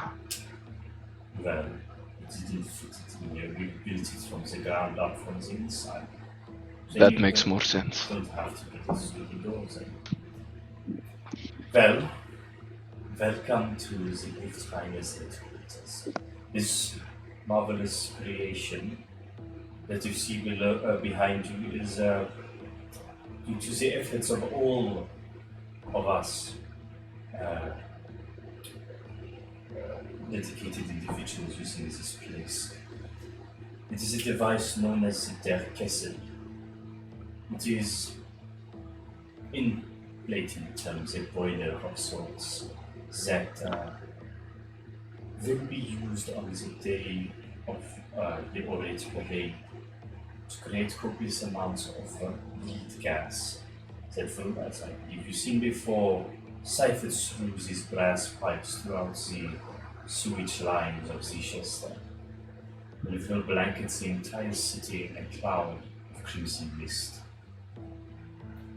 Thereafter, another device is needed because an infection will begin on these individuals exposed to this gas. But this infection lays dormant, it moves, and works extremely slow.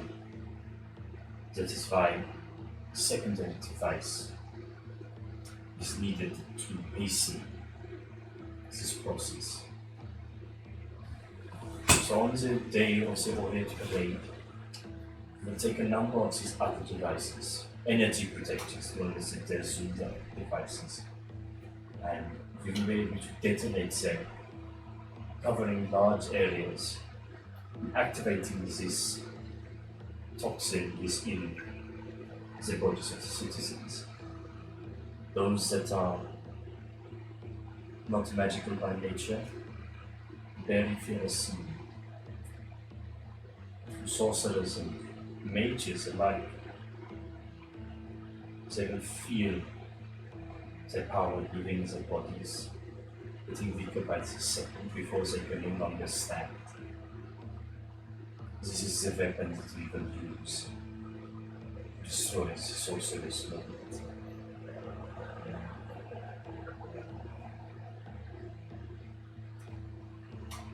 It is ingenious, I must say.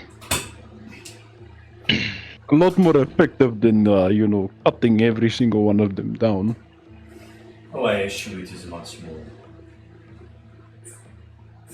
It's much more effective and much more elegant than your way of doing things. But there's time and place for violence. There will be a lot of it on the day. After all, the nobility that lie useless and magicless. They will need an executioner. It is where you and the rest of the Pathfinders come. We will move on from the Orate Parade, purifying everyone in that area and killing any who stand against us. Then we will move inward towards the noble houses, take care of the straggling nobles who didn't attend the Orate Parade. Thereafter, after their noble houses have fallen, we will head for the Golden House. And we will give a reckoning to the symbol of sorcerer's power in this city. We will then take down the Orc and take her place as a rulers of the city. Weren't all the noble houses supposed to be attending the Orient Parade? Yes, they should be. But Okay. there is no taking chances. We cannot let any of the nobles survive. I can can agree with that. What can you tell us about the noble houses of Arden, Sullivan, and Valborn? Well, for one, let's start with Valborn.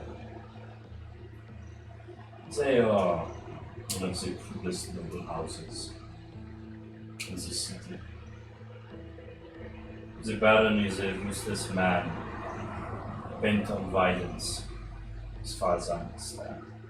He is in control of the defenses, it's just as the lightning cannons that are placed upon the walls, they were his creation. But I've heard horrible rumors that he has been testing out these cannons on the defenses Box signals. of the combat. Those rumors are true. We've seen the craters as well as see just more proof that the thing is just to go. Furthermore, how Sullivan is in control of few military assets within the city. They specialize in offense, but as of late that isn't that useful. They have weakened. They are trying to keep up with South Valborn, speccing into defense to keep their fortunes going, but as far as I got it, they are using that route and have turned to certain methods to achieve this. As for House Arden, they are a commerce movement. They create many devices and things that you use in everyday life, and they make their fortune off of the monopoly that they have on the market.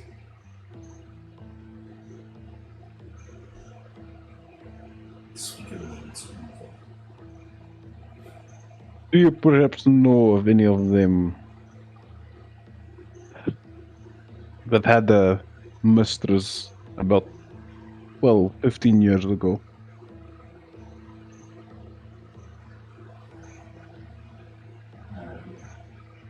I assume many of them have. They see they can do whatever they like, being in their high positions without much consequence to their actions. But his wife found out. That would have caused some type of stir. Maybe a few rumors or something.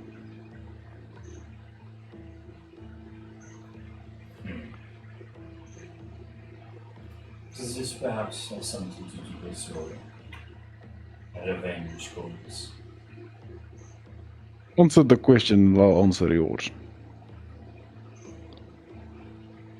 I can't say from the top of my head, but I do have a division for that sort of thing. Keep tabs on all of the local houses. What they've been doing, what their imports and outputs are, what their current goals are. So it is revenge that you seek in a specific region. I'm sure I'll be able to identify them in time. Then to answer your question, yes. Me and my brother would like, and he says it with emphasis, to know this individual's name. He looks over, motions and the farmer to come closer, says a few words to them, and then just give us some time. We will know your mark.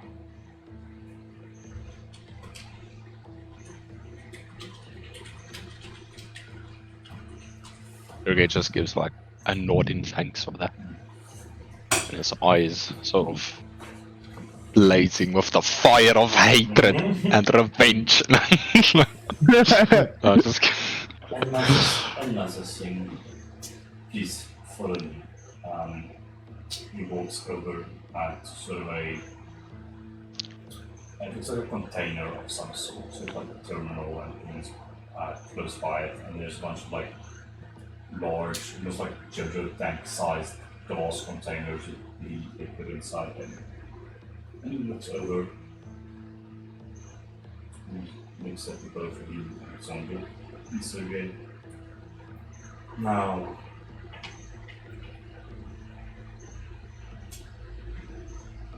I wasn't going to immediately say this, but see if it is at time that both of you are tainted. It's the stench of sorcery. I don't know if you are aware, to of course it will. What? What the fuck are you saying? I am Are you saying trying to insult us after we have joined you? Pledged our allegiance. I am trying to say that despite all of your big talk and your vigor displayed and hatred towards the sorcerers, I'm saying that both of you are sorcerers, by birth at least. The stench of sorcerer's blood is within your veins.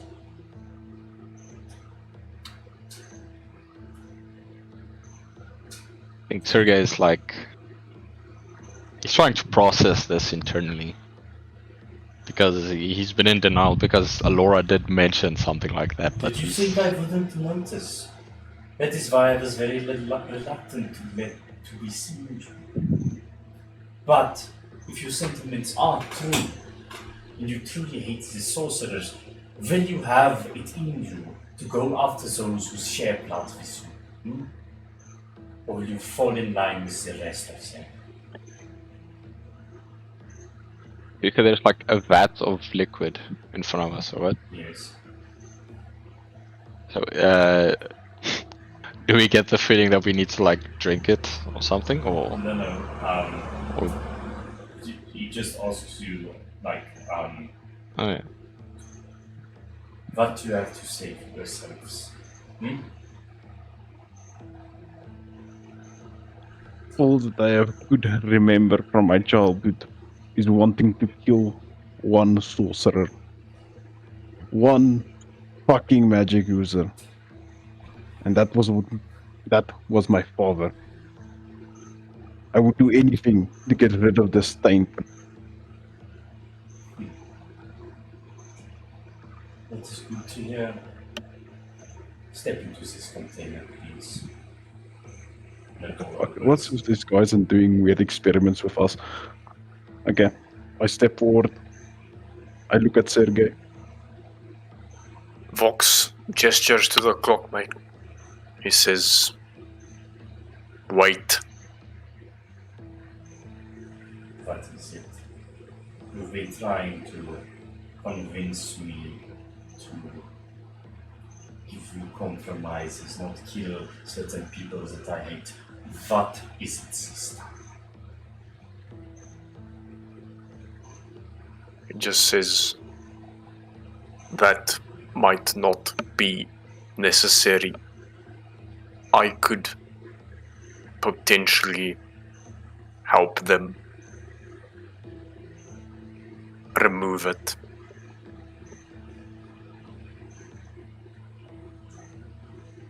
What do you mean?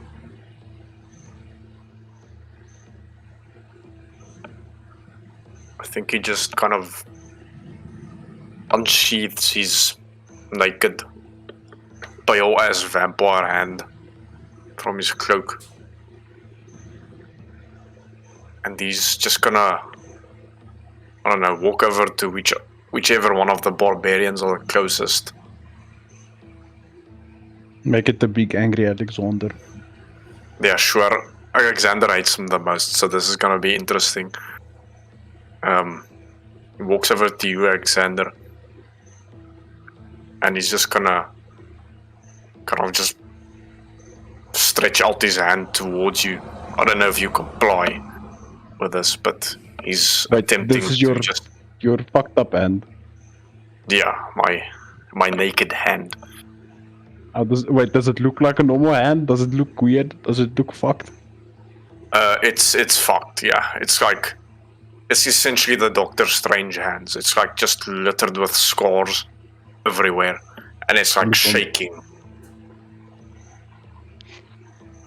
Alexander looks skeptically at you, but he's like, okay, whatever the fuck this is going on, let's just do it.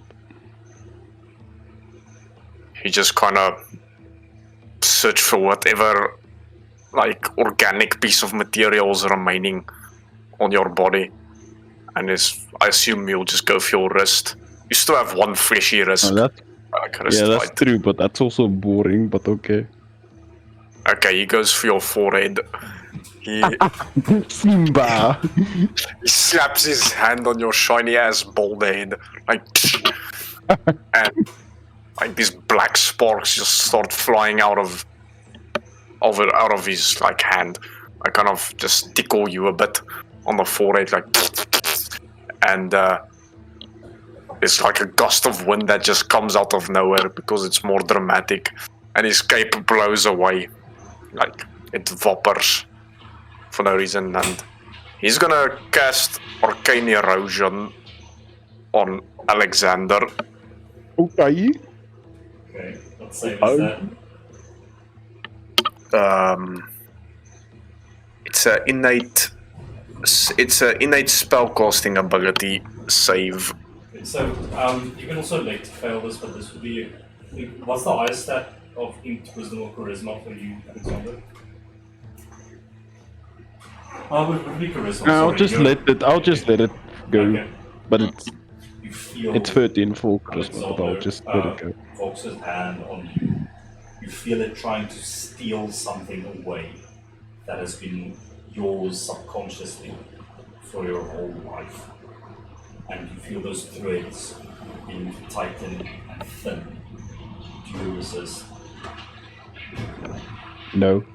I just let it happen.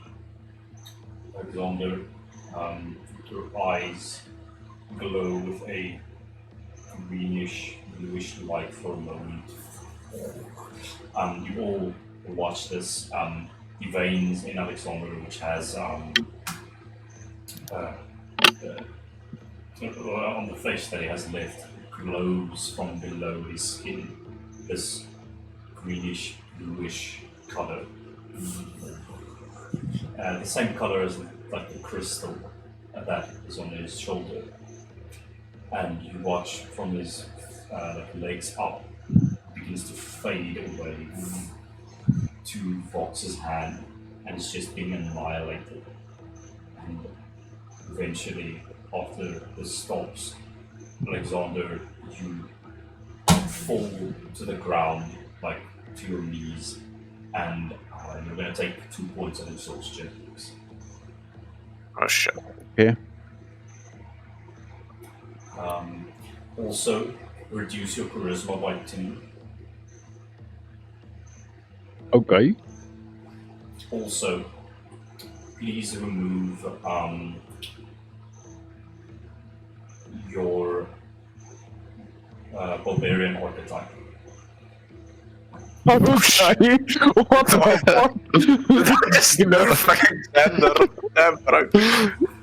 So, I applied I circumcised him. so, Okay, other modifier. Okay, no, it's applied. It's applied. Okay. so, Also, uh, it's yeah, personality. so you go to your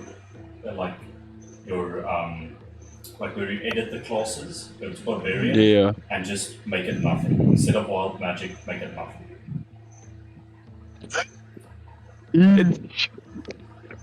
Fuck me, that was not the plan, but I guess it makes sense. You all watch the crystal on Alexander's shoulder crack and it shatters to the ground. And Alexander, the augments feel very heavy all of a sudden. I can't find it. I don't know if I'm stupid. The class. It's like level 3 or something. Yeah, You need to level- pick Yeah, level 3. your path of barbarian. Ah, I see. Magic. It's yeah, 3rd level primal path. Choose option.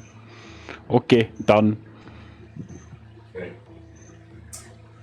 Yeah, I'm not going to do that. What did you have in plan, Clockmaker? This happens, and then magically, Clockmaker's eyes analyze this. What did you just do? He walks closer to Alexander. He like grabs your face with his massive hand and like observes it. Almost like almost shoves it to the side, and then Voxy looks at you, just towering over you. What did you do? What was that? Fox just kind of looks at his hand. And he just signals to him, I don't know. Well, my friend, whatever you just did is even more effective than the bleed concoction to remove magic from someone's veins. Everybody! This man has been cleansed of the plague for good. He doesn't even have a string of magic left within him. Rejoice for our new brother who has joined the cause. Soon, the same will happen to this entire city. And there is a bit of an applause that kicks up. You, my friend, and he turns to you, Vox. Do you think you can do that again? I think Vox is a bit exhausted from that whole deal, and there's like smoke congealing out of every crevice in him, but I think after a moment of when the applause dies down a bit, he just kind of looks around and just gives a subtle nod. A hesitant nod to the clockmaker. Oh, this is a true breakthrough. And it works instantly. We have to get on this immediately. This might change our entire plan. Let's not get too distracted. You! Are you ready? And he looks at you, Sergey. Oh boy! For your method or for his? And I look at Vox. We have to use this method. I haven't seen something like this ever in my life. The bleed serum merely alters the blood within somebody to inhibit them from casting magic. But this man's ability takes it away for good. He might be the answer to our entire predicament. Please, allow him to do this ritual on you as well. I must see it again. Alexander looks at him. It's fine. Perry struggles to put up a thumbs up. I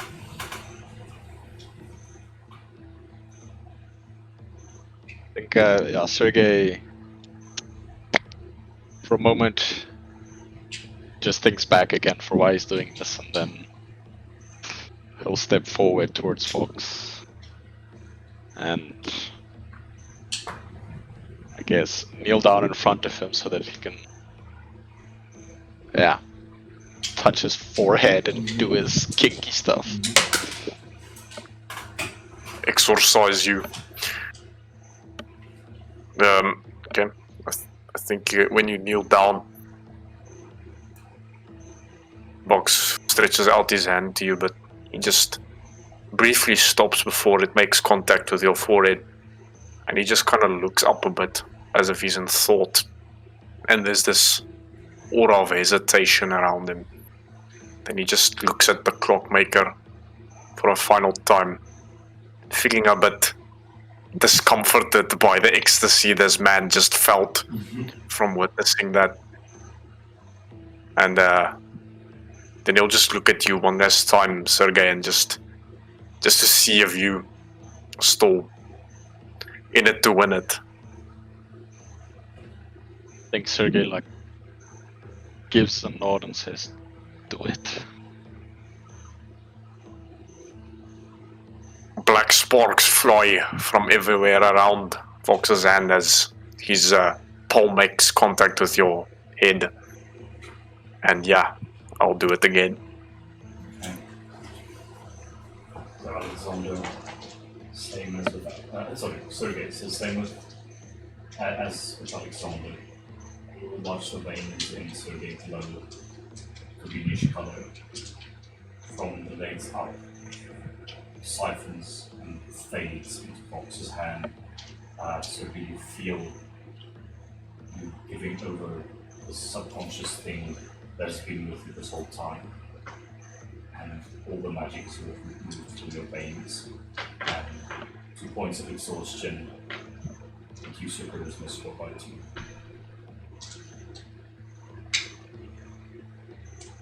Ba-dum-bum. Bum. You're a wanker. Fuck it, Luca. That's not what I wanted to click. You know, I thought it would work, but I didn't expect this. Looks like I'm a I'm warlock sorry. now. Level 6. How the hell are you able to cast something like this at level 6? Like, Yeah, you're magic. Technically, it's a 4th level spell for Vox to do this, but I mean, this moment you'll Even so. Yeah, that's why I wasn't expecting it to work this well. even Nah, so. I'm fine with this. I fuck with it. This is hilarious.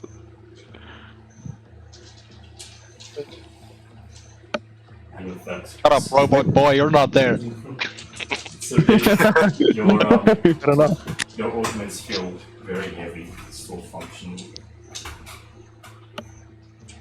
Cogman just goes forward. He is extremely infested with this right now. Congratulations, Box. You just turned on the machine. Yeah, Vox isn't very happy about that. But I think he looks up to the clockmaker with reluctance in his eyes. He just signals to him again. This is why you must not kill Farazan. He is the only one who might help us understand this.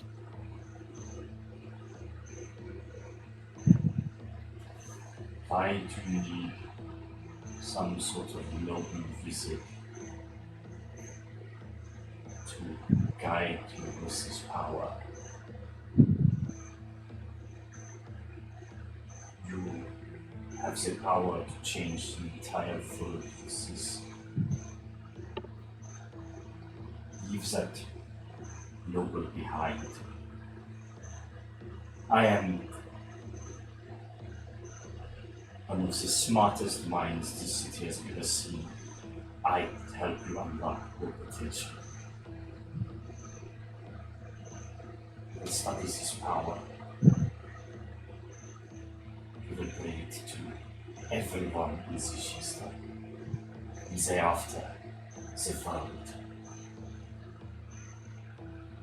Oh, damn. And Vox takes a step back. And he says, no. No. I'm sorry, but I believe you came to me for my aid in your quest of vengeance against the nobles. You can't be getting cold feet now, my friend. Join me. This is your Not last- cold feet. Caution. We must be careful.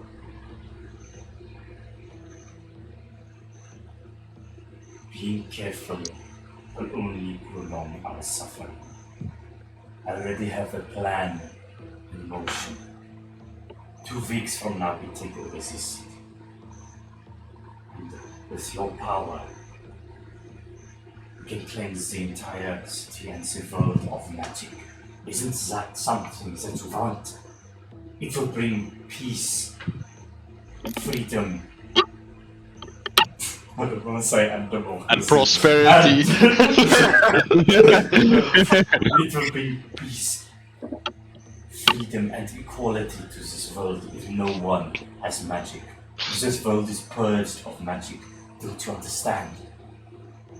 You could change it. You need only let me help you.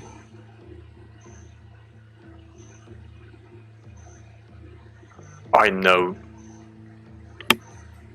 But I don't want to create another me or them. And he points to Alex and Sergey. Because of this.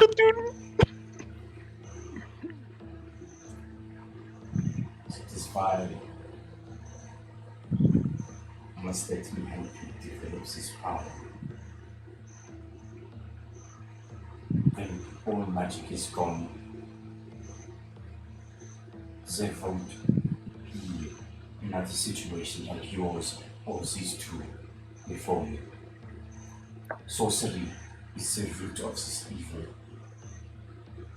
In simple terms, remove it, and the problem will be removed.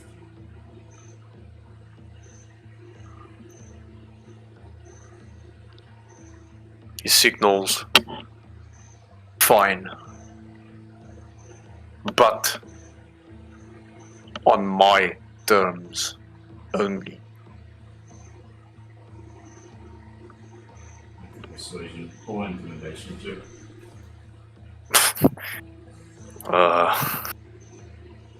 I'm gonna try to intimidate the clockmaker. Let's see how this goes. No, bro, that's not gonna go well.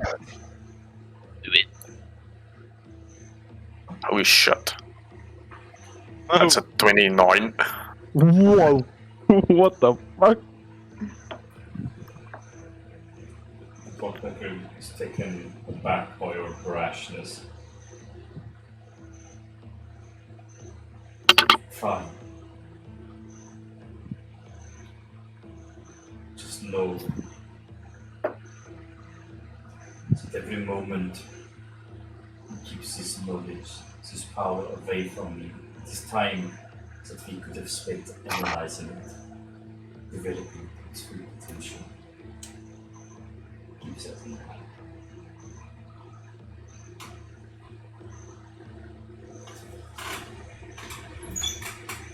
He does not answer.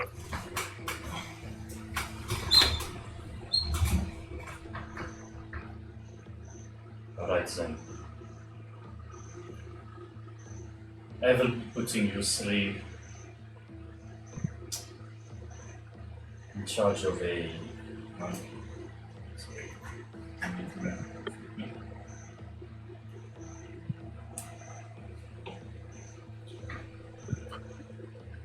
I will be putting you into a second division squad this Music of Times. I have a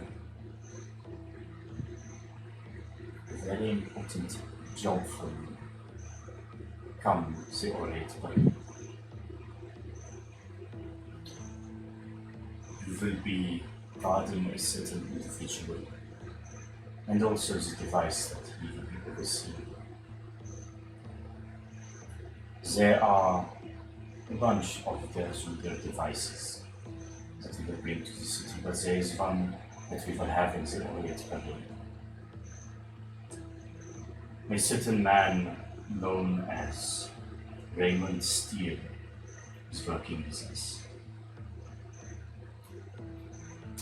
He has entered in this year's Orient Pavilion an invention which just happens to be the Gasconade. He will parade it around, just like some other inventions in the festival.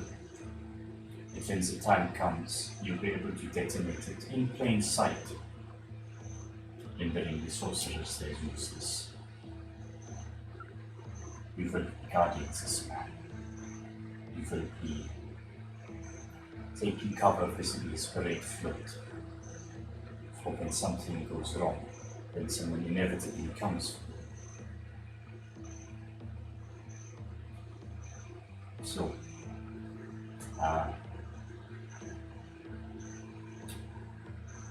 and he opens up like a crate. Well, someone brings him a crate, puts it in front of all of you, and opens it up. Welcome to the Lufthansa. You will be spending the next few weeks here in training with the rest of the divisions and the second division in preparation for the big day. And as he opens it, there are 3 like full Lufthansa uniforms, but these are of the second division. So it has like, it's black, but with accents of gold, like on the pauldrons, on the bottom of the cape, and the mask itself has a few lines of gold. It almost looks like circuitry almost on the mask, just these lines of gold. And presents it.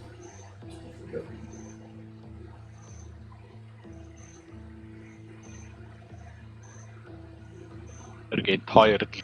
I don't know what the word is. He's very tired and he approaches it because he has 2 levels of exhaustion. Yes. Alexander follows suit, except he's dragging his fucking giant metal ass fucking arm. Fine. We need to go get some rest. Very well. And a new class. The quarters are over there, and he sort of like calls over the trader. He's show our new guests to their quarters. They will be spending quite some time here. And that same guy that let you in by the door comes over and he's like, "Of course, sir." And I think his guy's name was like Schneider or something. His name was Ventus, I think. Zack Schneider? What? It's Ventus Schneider is his name. And he says, oh, by the way, I would say this guy also has like golden accents on his full-time uniform. He says, "Well, it seems like we are going to be sportmates soon. Come, let me show you where you can rest." And he leads you over to like a mini, like, residential area where there are just like a bunch of hallways and rooms and things, and he leads you to a room with a bunch of bunk beds in it. And so you're alone in this room. Like, it seems like it's a specific quarters that has been kept up for you. You're laid in here, and the sister says, "Rest for the night. You'll be early up in the morning to run a few drills. Be ready at around 7 a.m. See you tomorrow, comrades. I look forward to working with you." And he walks away. Could you bring us some drinks?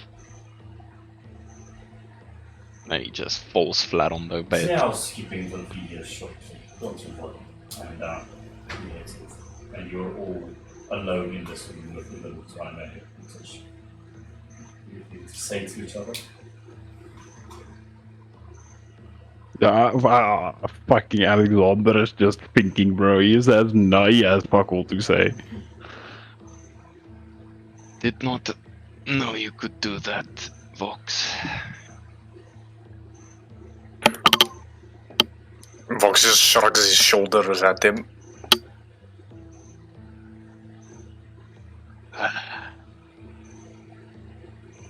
You know, I can't remember. Do you choose not to speak or can't you speak? He just kind of lifts up his head and he just points at his neck. And then he kind of gestures like the cutthroat symbol, like. You have a sore throat. Now he's just staring at you with a blur expression on his face that you cannot see.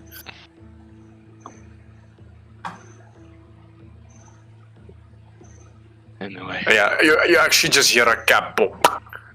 And then hear a sticky note.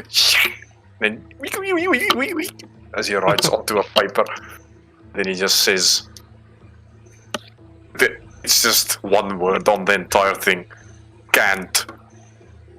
Point. I see. Oh, that housekeeping better come quick. There's a knock on your door, and a bunch of supplies is dropped. Just a normal finder. He looks like very small in stature, and he just brings the things up. So we have been told that you are all special guests of ours, so please take these provisions. I'm a new recruit as well. Just give it. Just give it, please. Of course, and it's a crate down. It's this big metal crate down. So there's some, some water in there. There's blankets for you guys, and a few rations of food. Alcohol. Is there any alcohol? No. Should I get you some alcohol? Yes. Please. A lot. That's the first thing Alexander says. Says it's just a lot. Okay. Sure. I'll see what we got at the stores, and he hurriedly skizzes off.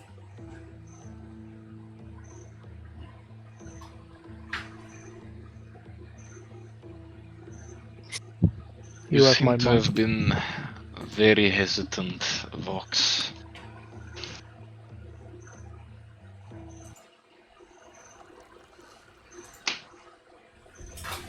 And question him about a lot of things. From what I could tell, I can't understand your finger language that you do. What exactly were you talking of him about? I could Dankie only Vox, hear ek weet bits and die Vox kan pieces. nie hoor nie. Ah? What's happening? Just say that again, so okay, please. Et jy nou niks gehoor nie, Luka? I could. You asked about the finger language. Yeah, well, Sergey basically said, I do not understand your finger language. What did you talk with him about? I could only hear his side of it, but don't know exactly what you questioned him about or anything.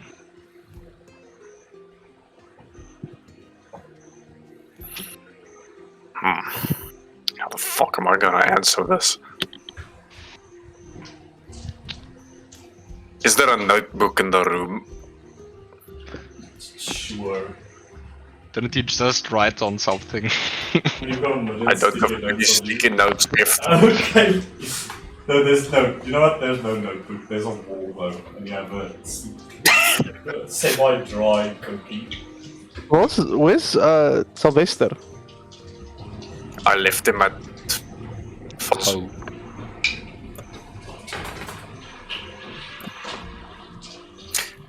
Yeah. You can always try and act out what you told him. I start writing on a freaking wall.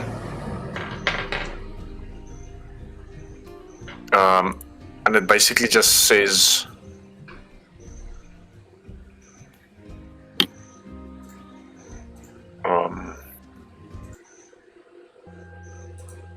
Not all nobles are bad.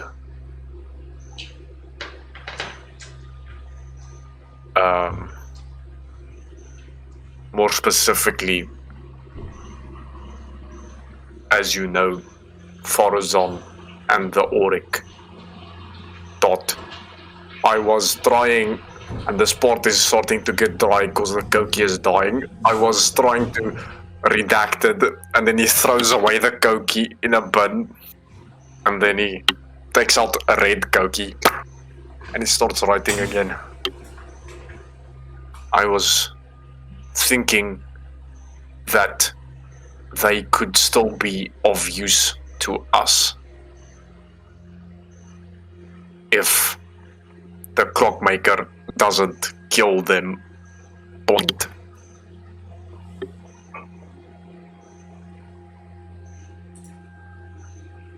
Yeah, that's what I write. See. Well, you're lucky he didn't just kick you out right then and there. or worse, kill you. The red cookie is also starting to dry now.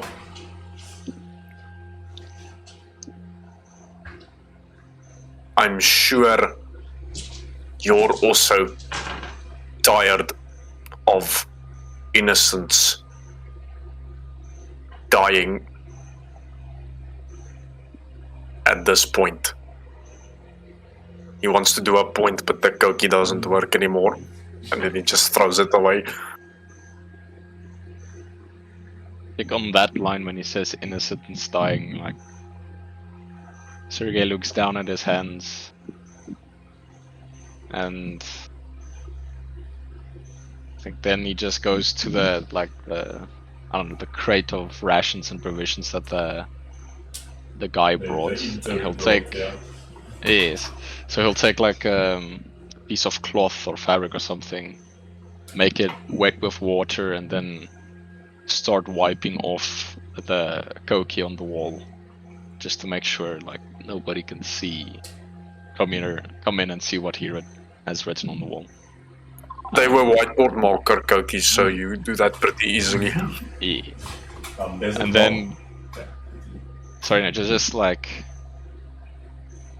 yeah, I don't know if Voxen notices it, but like, since he started looking at his hands, Sergei like almost hasn't taken his eyes off of his hands, like as he's wiping. And at the end, when he's finished wiping, he looks like he starts to use the cloth to like wipe his own hands clean, even though they are already relatively clean. Just he wipes it for a bit. Okay. And then when the intern comes back, he sort of shakes out of it. Yeah, there's a knock on the door that shakes out of that space. Sorry, pardon me for interrupting. I found this, I believe, the other men refer to it as, what is it, moonshine or something? I don't know. I don't really know alcohol, but here you go, and there's a massive jug of clear liquid in the room. Sergei just looks at Alexander with that look, you know. Alexander gives him a disheveled fucking thumbs up. Thank you very The much. intern guy just stands there looking at you guys, almost waiting for like an order or something. Alright, you can go now. Are you sure there's nothing else I can do for you? Eat me. What?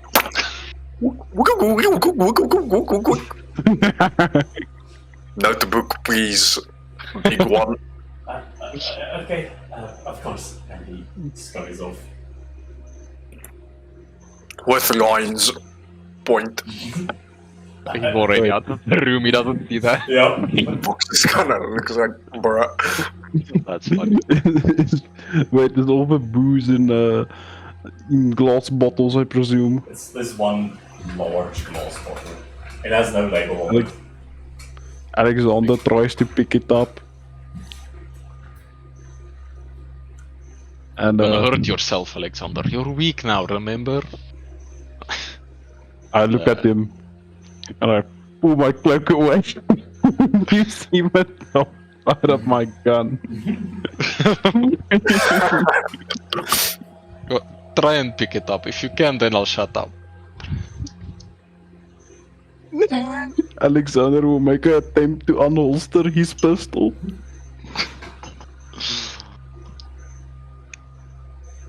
Does he No. struggle at all, like doing a like shake while he goes for it? Or... Yeah, he fucking shakes, bro, and he struggles. Oh, He takes up little the old gun. Grandpa Alexander is struggling to move, eh?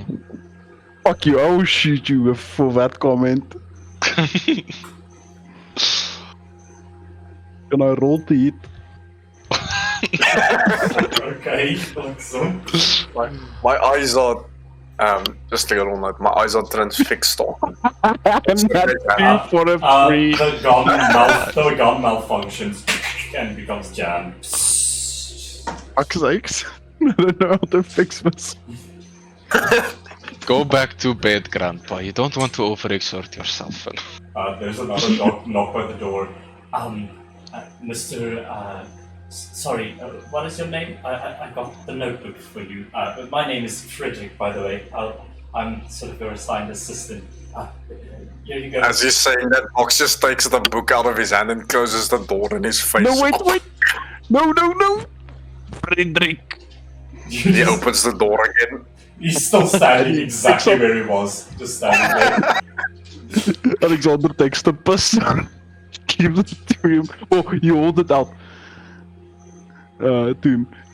Fix this. Okay, I'll see what I can do. Alright, and he runs off. I take a massive chug out of the moonshine. Then I go hold it at Alexander's lips as if he is a dehydrated, thirsty man that hasn't felt a touch of water in 2 weeks. Alexander drink will up, grab that have your motherfucker fill. with his decrepit hand, and with all his strength he will try to chug this motherfucker right here, right now. You do so. I would say, I presume Sergei tries to take it away, but Alexander refuses. Now, Sergei already chugged a bit before you, so he's fine for now. Alexander is now blackout drunk, so he will proceed to go lie down on a bed or floor, whichever comes first. Fair enough. Honestly, I'm gonna roll D20. 10 and lower, I'm sleeping on the floor. It's a free, I'm sleeping on the floor. Yeah.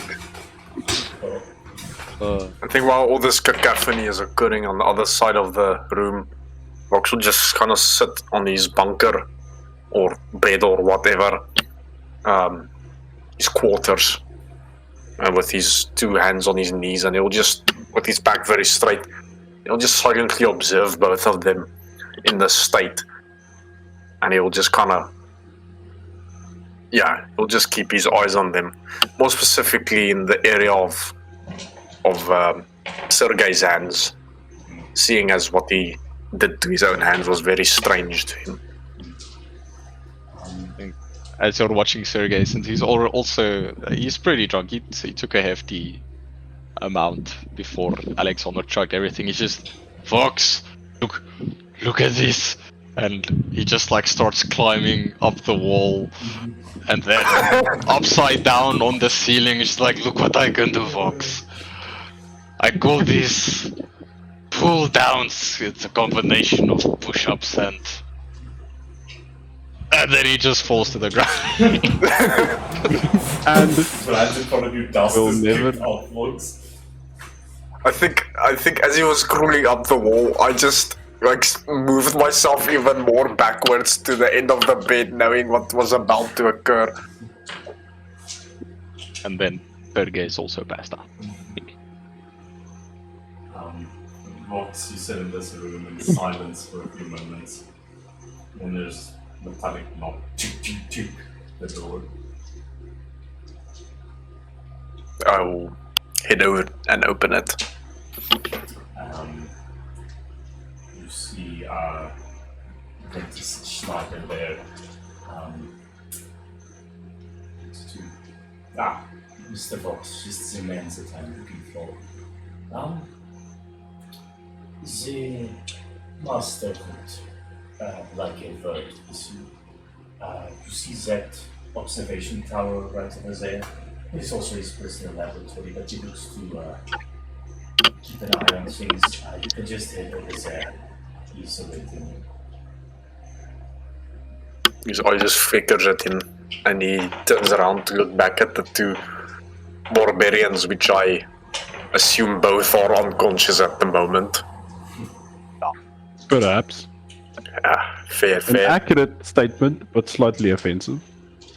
I think he just walks over to Sergei, who's just a pile of bones in the broken floor at the moment, and he just kind of positions him that he doesn't choke on his own vomit if he were to wake up. And then he just walks to the door, just gives a brief glance at Alexander's decaying state, just to see if he's still breathing, and then he'll look at Schneider, and then he'll walk out. And close the door. You walk side by side with Schneider, and it's just silence for a moment before he speaks up. So,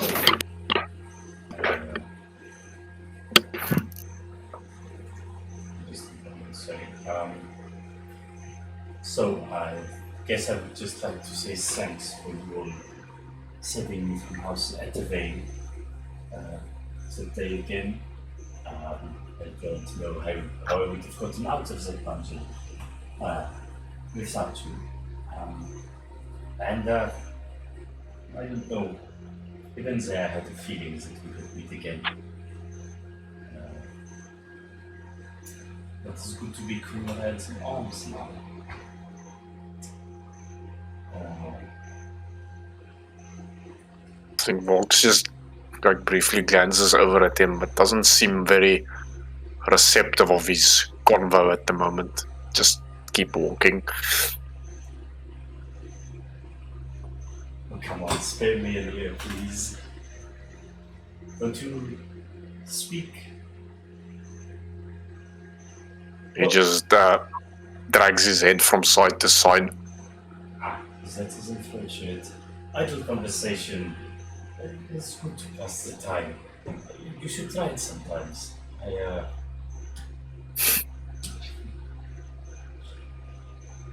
So, what do you think of our headquarters? Pretty impressive, eh?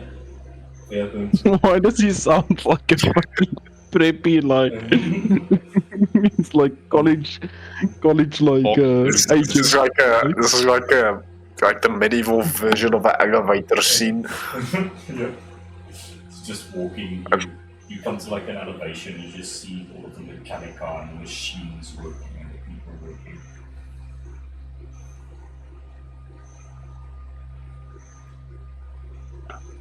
Is it that you can't speak or you refuse to speak to me? Which one is it? oh shit, the man got personal. Vox turns around and like stares him directly in the eyes.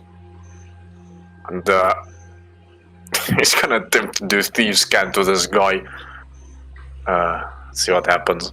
So he just says can't. Oh, I see.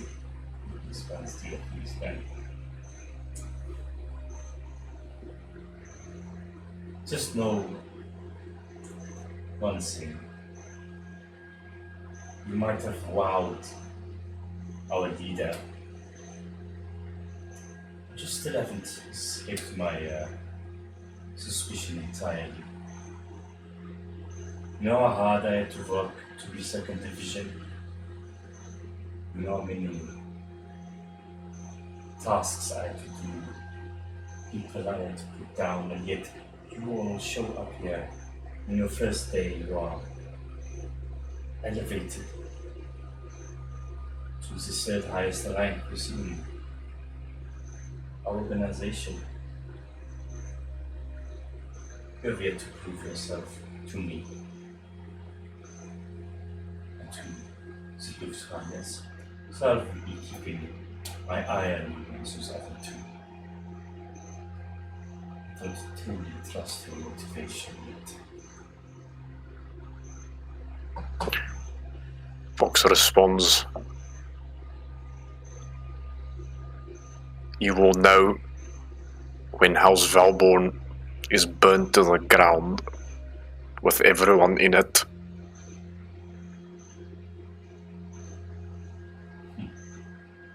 Alright, so prove it to me.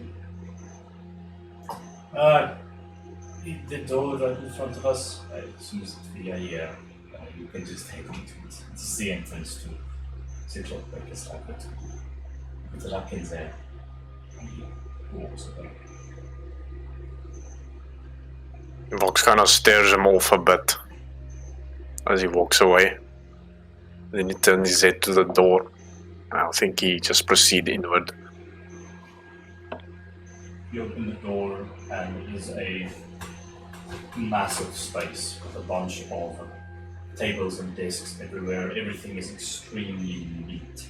There are a bunch of essentially automatic clockwork, like arms and hands moving things around, so little machines that seems to be building something on one of the tables. They're like intricately moving around, and behind all those machines, you now see that they're all connected to the clockmaker. Like his two forearms have folded and open, and it's just these like dozens of tiny machines and things just working on something on the desk, just. And you also notice as you walk in here is the clockmaker, his presence, and is extremely intimidating this morning because you notice he has thrown off his cloak and it's just this hulking behemoth of clockwork parts and mechanica just working on this very intricate thing despite his size. Just and some steam rises off of it. Whatever he's pulling. And just says, just on time, folks. And sorry, I don't think they asked your names yet. I just want to make sure about this. Yeah, I don't think it did. Okay, I will say this. Right on time, my friend. And his arms sort of like fold back into themselves. And it's not just sort of normal brass or clockwork technology. He stands to his full height and he says, I noticed that your speech is quite impaired. You did this to you. I think I know the answer, but I would like to hear it from you. Boxer just takes a pause to look around at this magnificent workshop of him, and he just it's kind of a sense of awe in his eyes. Then he makes his eyes meet the clockmaker's again, and he just looks at his hand, and he like puts his other hand like on the sleeve, and he kind of peels it a bit backwards, and to expose more of his like naked forearm, and on it there's just this giant like lightning scar that kind of crawls all over his skin, and he just kind of points it in his direction. I see. Well, something that I've not asked you yet is what your name is, but I don't want you to answer it. This sign language, this thieves' cant as you call it. I would like you to answer it in the voice of your own. If you'd allow me, I have a gift for you. And he stands away from the table, and it is on the table there is this tiny clockwork device that's about it's about the size of like a wallet or something, but the size of like the palm of your hand or something. Almost diamond shape in a way. It has gears and things ticking inside of it.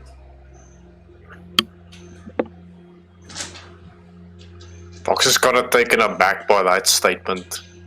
In his head, he's like, what are you talking about, man? What do you mean? And that's kind of the expression that's visible. I see your confusion, but you know, with modern technology, and especially clockwork technology, a lot is possible. I mean, we can restore lost rings back to operation. We can install synthetic hearts within people who have lost theirs. Technology has truly advanced in wondrous ways. This is something that I would want to bring to the whole world. It's something that I would like to give to you now. If I can restore a lost limb, a broken heart. Perhaps I can restore the voice as there.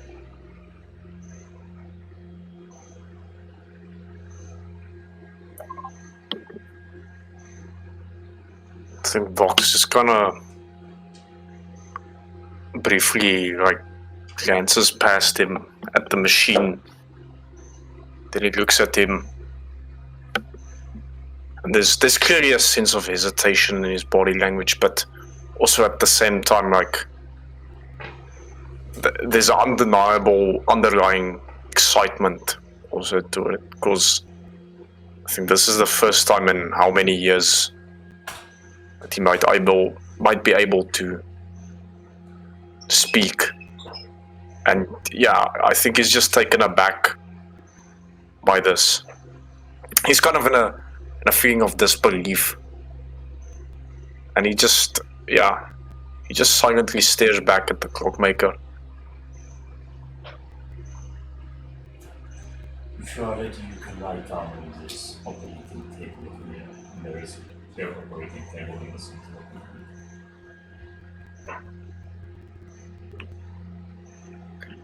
Can I know this is weird, but I just want to do an insight check on him to see if he is genuinely doing this to help, or if he just sees this as another task.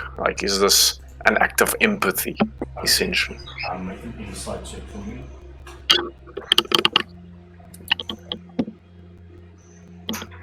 Damn, the rolls are good today.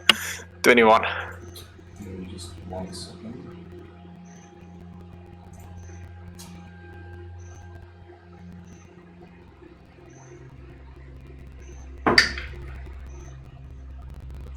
Yes, you look at this man or this machine. I mean, it's hard to read a machine, but it seems like he genuinely wants to give you this gift.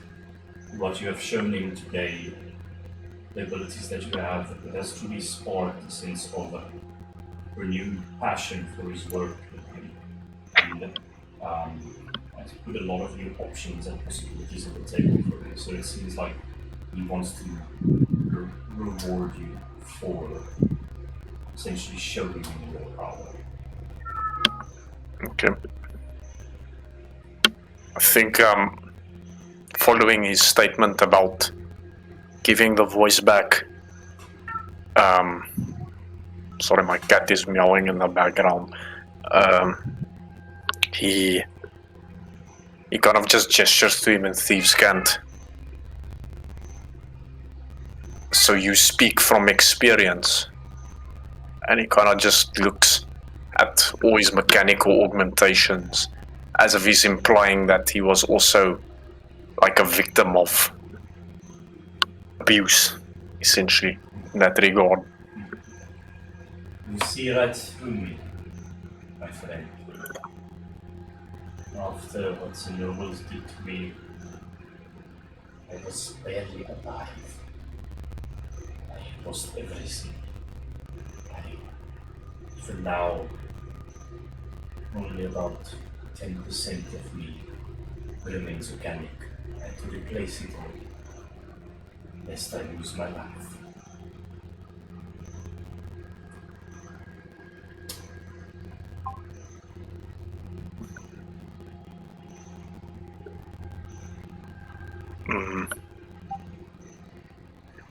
Vox replies,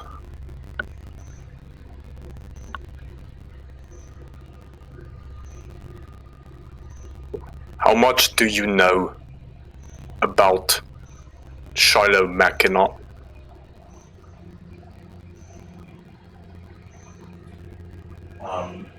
As you say that, you notice there's another individual in this room, sort of at the back, sitting at the chair. The moment you say that name, this individual swivels around in his chair and just glances at you for a moment, but then immediately turns to his work. It was a sort of man in his sort of mid-50s with grey hair. He had he had glasses on, which is like this old like gizmo pack connected to it, and he was wearing like a suit, and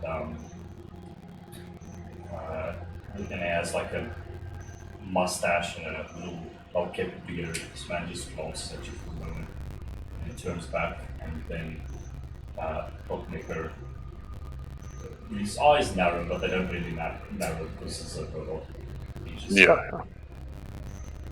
just says to you, "That's a strange question. I would know too much about Shiloh now. I'm gonna inside that. Make an insight check.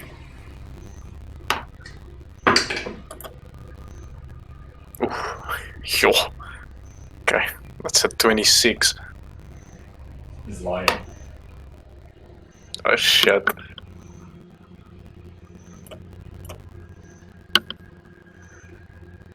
I think Who is Shiloh now to you?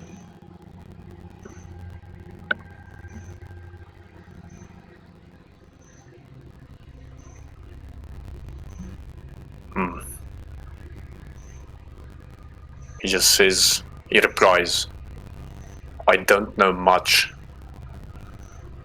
but I do know he was the son of the greatest inventor alive. The inventor of clockwork. And he points around at the entire room. And his finger kind of sways around. And it ends like directly in front of the clockmaker's chest. And he lowers it.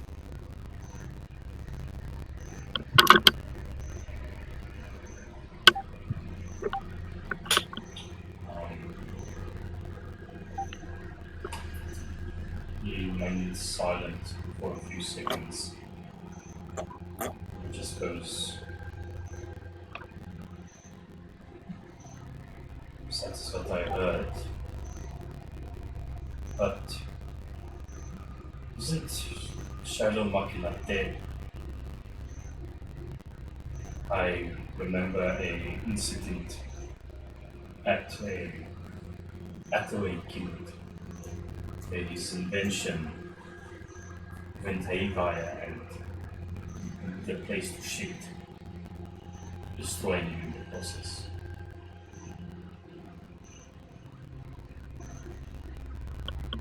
That is correct. I think Fox will also glance over at this guy with a mustache.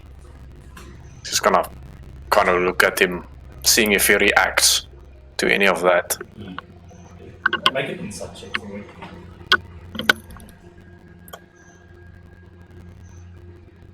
$18. Yeah, this man is clearly, in every word that you say, he's clearly like stealing glances at you. And okay, he's through to you.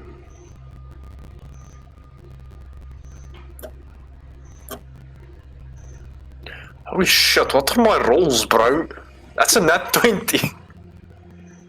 What the fuck, man? That's not fair. This shit ain't Yeah, fair. AJ, can I help on you, Bobby Leaf?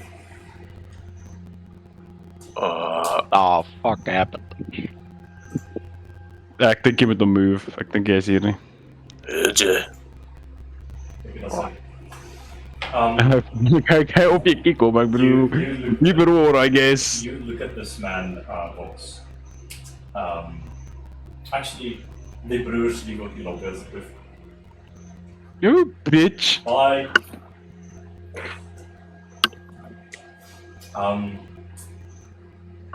You look at this man, and as clear as day, the man whose face was in countless papers on the front pages when he invented clockwork technology, when he invented the airship, and so on, is Thomas Tompion Makina, sitting just Holy across the shit. room.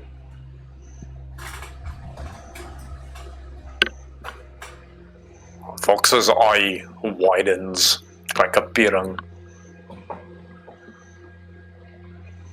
And he just notions with his hands kind of shakily. So he isn't dead.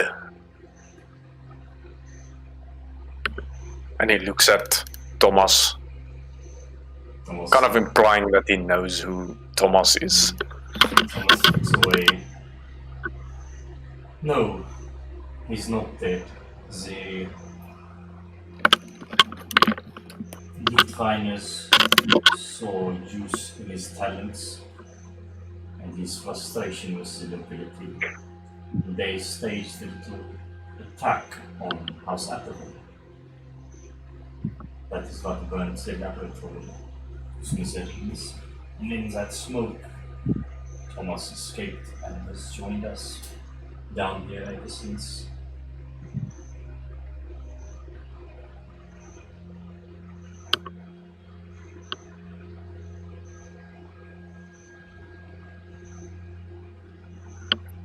I think Fox doesn't really respond. He's more just kind of processing everything that's just unfolding before him. And I think after a prolonged silence, he takes a glance at that machine again. And he just says,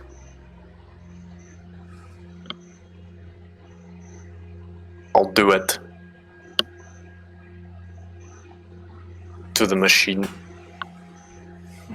Very well then. He stands over the he stands up and moves over and he says to Thomas, inventor,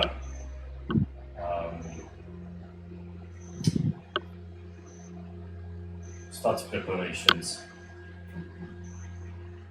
Prepare for proper augmentation. And Thomas goes, well, very well. I wish you would stop referring to me as inventor. It is demeaning. You know we are much. That is enough out of you. Prepare. And the clockmaker goes around the room, getting to prepare things, and Thomas Tompe and Markina walks closer to you as you get onto this operating table. I stare at him. Like Fox's eyes do not leave his face as he approaches him. He says to you,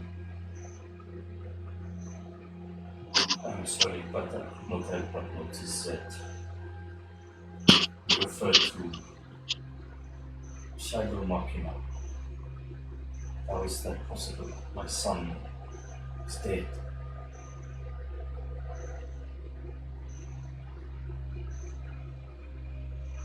Fox kind of thieves scans to him. You don't know? Question mark. Know about what?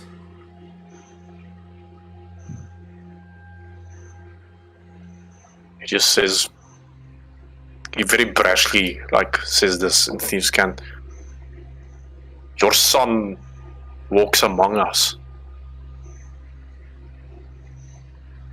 He looks extremely hesitant. He looks at the clockmaker for a moment and looks back at you. Does he wear goggles and have a bald head by any chance? Yes.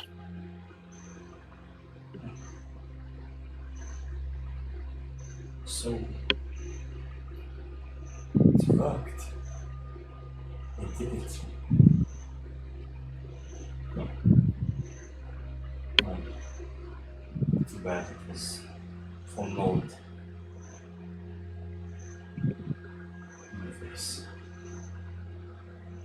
Just before he starts, Fox just quite subtly gestures. He misses you. The machine misses me. So then Your son misses you.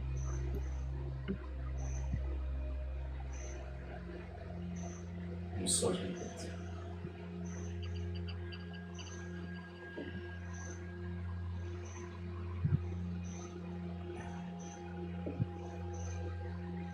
you should, if you see him, tell him to stay out of this.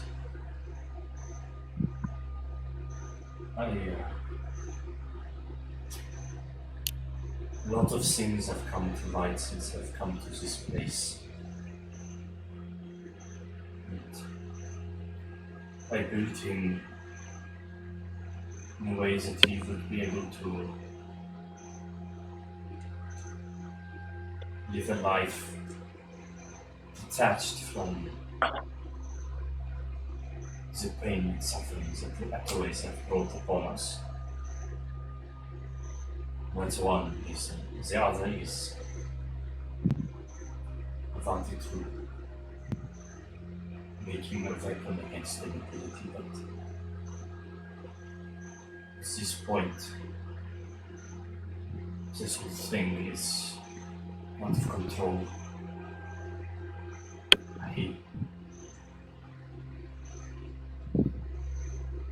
It's down.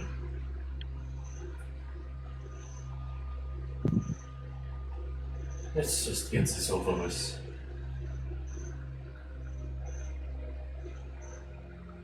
I think Vox lies down proper again now, and he no longer maintains eye contact with him. But he's in deep thought.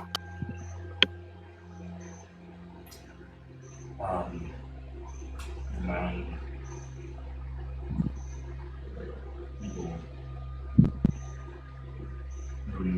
well, actually, I will ask you, may you please remove your mask? Vox's head juts towards him, almost in a surprise, but he then hesitantly, he kind of feels at his throat, and after some reluctance, he says, "Okay," and he just kind of goes from prone to sitting up again, and he just kind of sticks his two thumbs next to under his temples of his mask, and there's just this clipping sound, the thing just kind of pops off, and for more dramaticness, it's like a back shot of his cape and his hood, and you can just see his arms taking it off, and you don't actually see his face in that camera shot because it's cool and mysterious. I love it. The later Thomas places a breathing apparatus over your mouth, and you can clearly tell this is like a sedative. I don't know what it's called, but like the gas that morphine type situation, and you begin to drift into unconsciousness, and just the last thing that Thomas says by your ear. The real Shiloh Machina is not dead. It is dangerous. I have made a mistake joining up with this place. Fox's eyes go wide, but just as he's about to react, I think the morphine kicks in, and he just dozes off. Fox, you enter a state of unconsciousness. Your vision is black for some time. And in this state of unconsciousness, you just sort of drift in the middle of nothingness and a complete white background. And as you drift here, you're just dealing with that information that you just got, A lot of things are running through your head, but then all of a sudden, there's a little crack that happens somewhere, like on this white horizon, just crack of black. Grows a bit larger.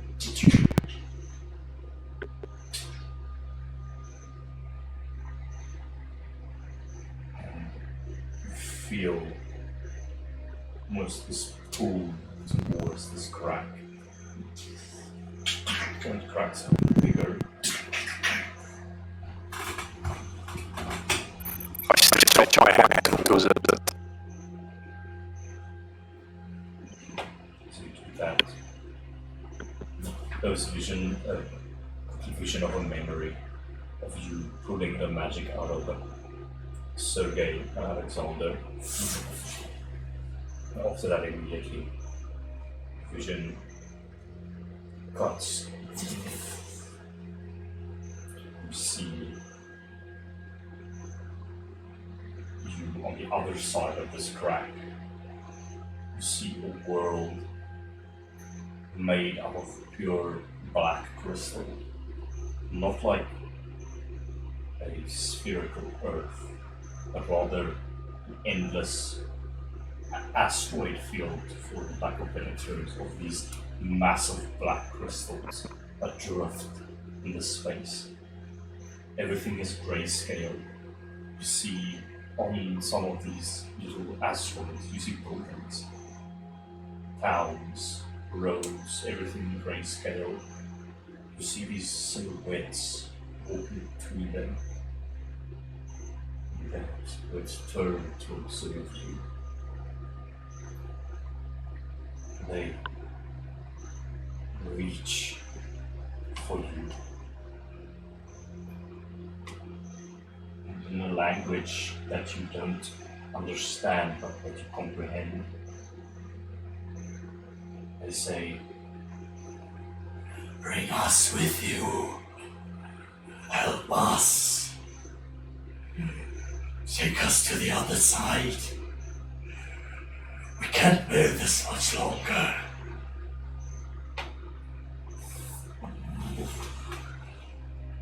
Your vision begins to fade as you travel through that crack again. The crack begins, but it doesn't close up or anything. It just sort of stays there slowly, almost can't see how slowly it grows, but in fact, ever so slightly grows into a vulture. And after that, you're shouted out of the memory.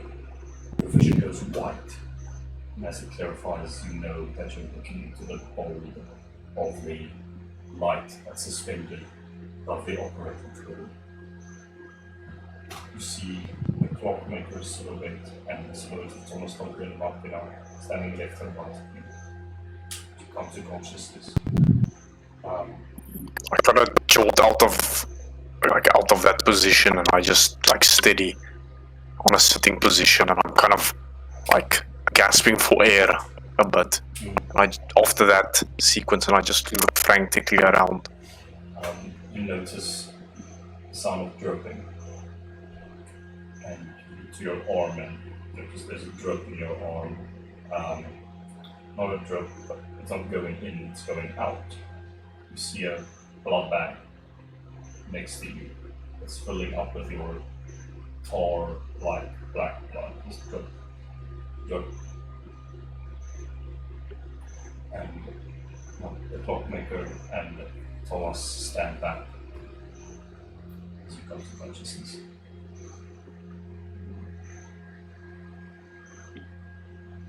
I kind of feel at my neck. It's a bit uncomfortable.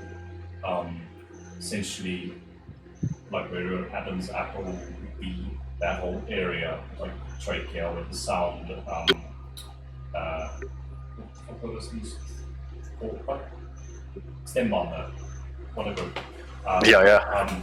That has all been removed and replaced with this device that the clockmaker had created. And it is a bit uncomfortable. Like when you swallow, you clearly feel it against your neck.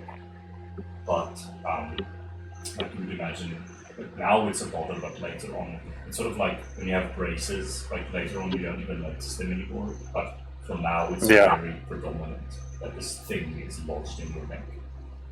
And you can just hear, if you listen very quietly, subtle ticking of this device. The things moving around. Kind of brush my hand across the surface of it. I reckon it feels like extremely like cold and metallic. Yeah, it's very Right. sleek. Yeah. I think Vox just sits there for a moment and he kind of just breathes.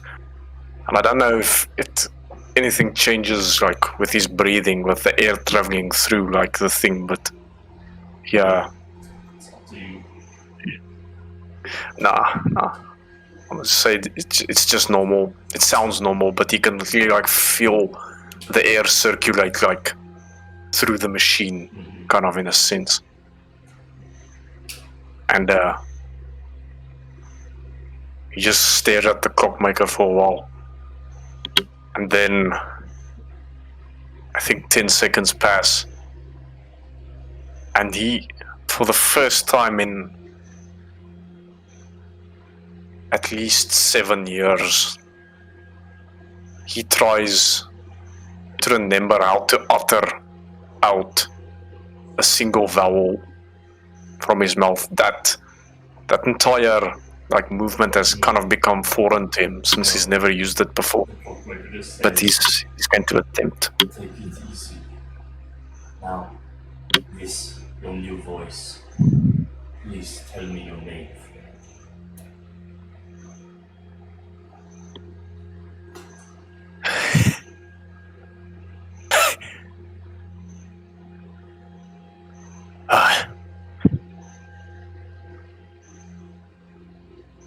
My name.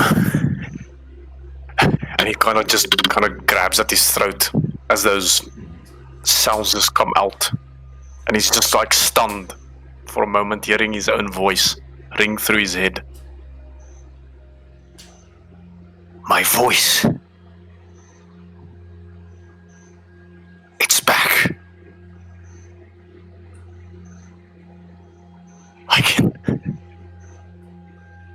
I can speak. Yes.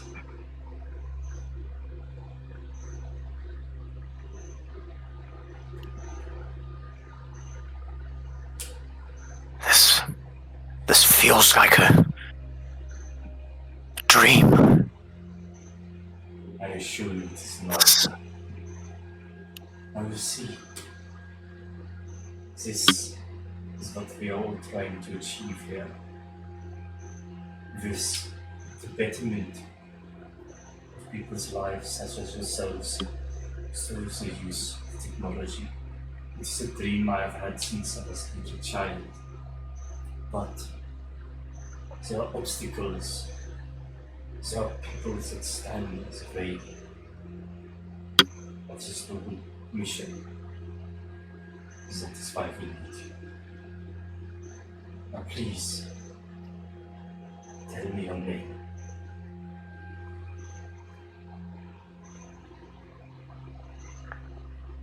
My name is not Vox Arcan. My name is Victor Valborn. And he just looks up at the clockmaker with his one functioning eyeball.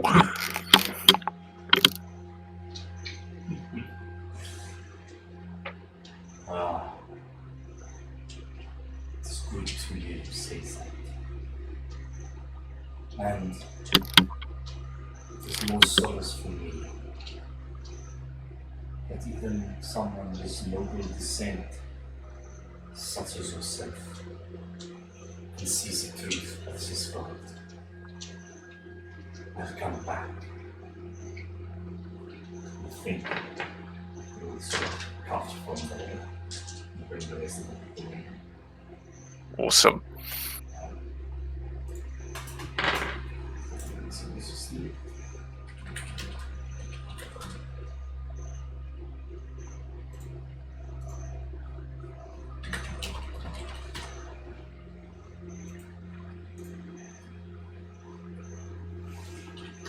Hello. And was the gay sex that you two had nice? Anyways, moving on from that. Okay. You forgot to say sweaty. Okay. You know, those liner, you don't know lines. You make your own lines. On the same night. Confused. On the same night that this has happened, where Vox left for the night, you both are passed out drunk in your quarters. There's first a soft knock on your guys' door. It gets louder and louder, but it's soft for you. But for the person that's knocking, like they're not getting a response, so it's just sort of like getting harder and harder until one of you fucking wakes up. So you just hear this frustrated banging on your door. Alexander and Sergey. Fine, I'm coming. Alexander There is you still fast asleep. Yeah, Sergey will stand up, rub his eyes, and then go towards the door and open it. You're met with a slap in your face as you open the door. And then you hear, Ow. really? It is your first day here, and already you are passed out drunk. Is this a way Okay. to greet me? Sergey? And you clearly know who this is. Look, it was Oh shit, needed. Alright, we had gone through a very Yes, strenuous and you made a little process spectacle yesterday. of yourself, drawing all of the attention to you. Do you like being on the top, eh? Next to the big boss himself. Well, sometimes I like to be on the bottom.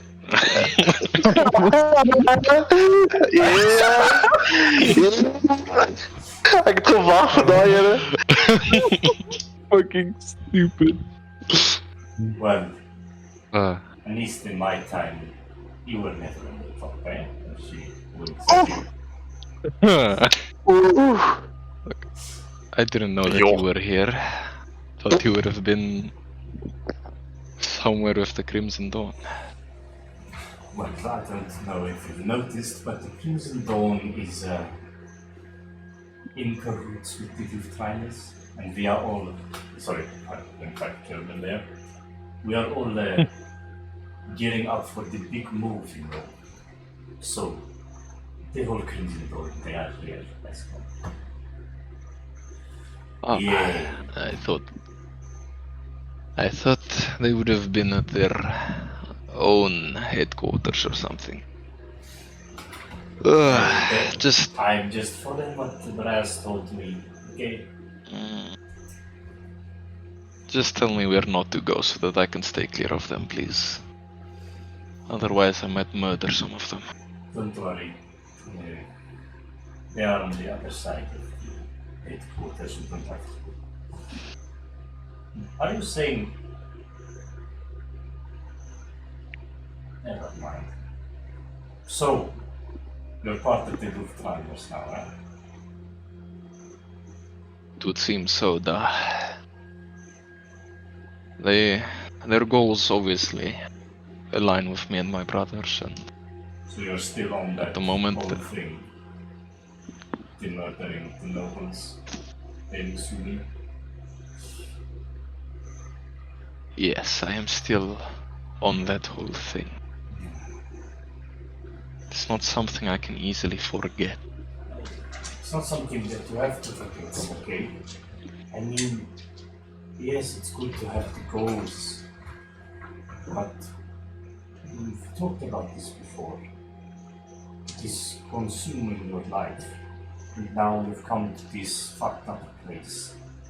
Now you're going to get wrapped up into this, and what if something goes wrong? What if you don't like what the clockmaker is selling? You want out. You're not going to get out without dying in the process. Are we having this conversation in the door, like in the doorway? Yeah. Okay, Alexander is awake. He's just pretending not to be. He's just pretending to be asleep. This bitch. And what makes you so sure that I will be the one to die if I want to? I don't know. It's always been known to be brash. You'll piss off the wrong person and you'll find a bullet buried between your eyes. I've seen it happen before. It happens a lot here. People think. Yes, well, the clockmaker already grazed us with his bullets, so I know the feeling. Ah, you don't want to be on the other end of this heavy machine gun or whatever he wants to call it. So what now? We are working together again, it seems. So it would seem. I wouldn't say good old times. Some were good, but mostly not. Speaking of the good times, you wanna go for a round or two? Need to try and dust my skills off after last night's escapades. You're going to. Fighting you was always a challenge. Okay, I'm talking about fighting. Okay, yeah. Real wrestling match. She has this raised eyebrow, like her eyebrows are the stratosphere right now, that's how much it's raised. And she's just like, yes, you were teetering on the edge of death just now. If you did not correct that sentence, maybe it would have been my fist on your forehead. Yes. Sure. I know you were always the only person I would tread carefully around. Sure. I'm in the mood for beating someone up today. Come. Alright, this is gonna be fun, and you like, if you could like crack his knuckles, he would, but now it's just like a whatever sound metal makes. And then yeah, cracks his neck and follows her to wherever a small training area or fighting ring would be. There are many training areas here. It's not that lively at the moment because it is night. But yeah, she leads you to here. She sort of throws off the cloak that she's been wearing to expose her to mechanical arms. And she turns towards you. 1 second. Just gonna find her stat block. I may have made her level 20 the last time I was on her character sheet. But maybe just tone that down. No, I think that fits perfectly in with the story. Yeah, I mean, Tommy Mommy, you know, so.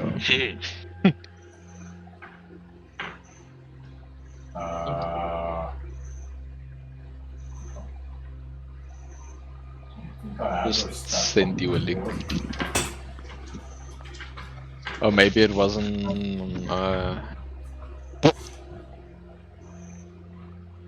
Maybe it's not linked to the campaign. Yeah, I don't think it's linked to the campaign. It's not in Logmere either, but. Is there a way to share it? I sent you a link on Discord, but I don't know if you'll be able to view it.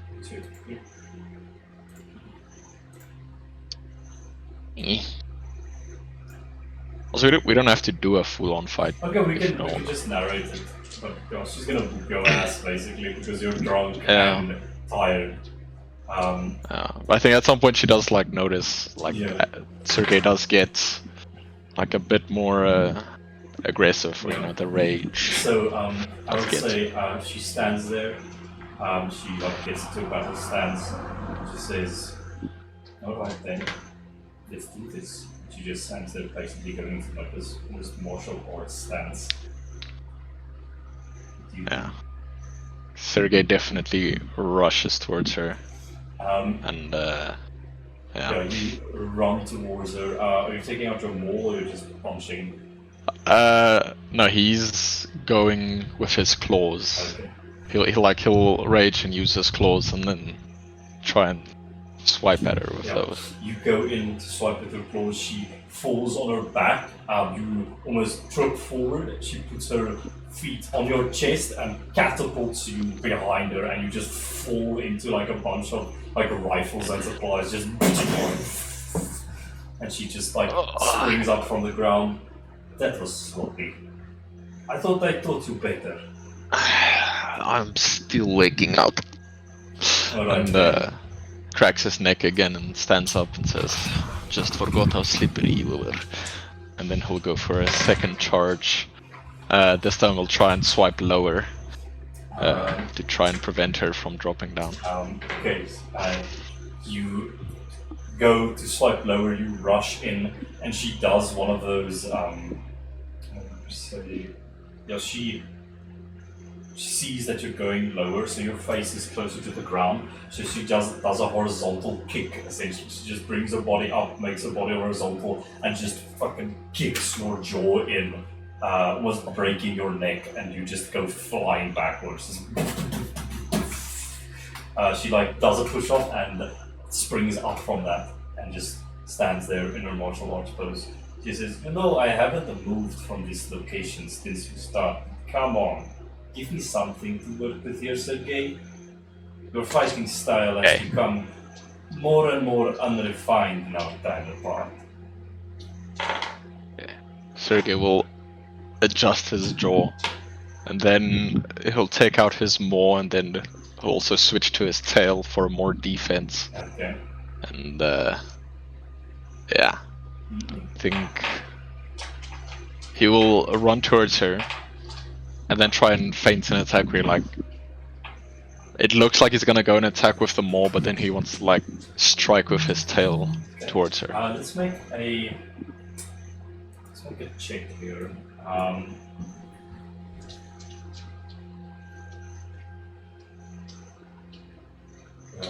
Just do.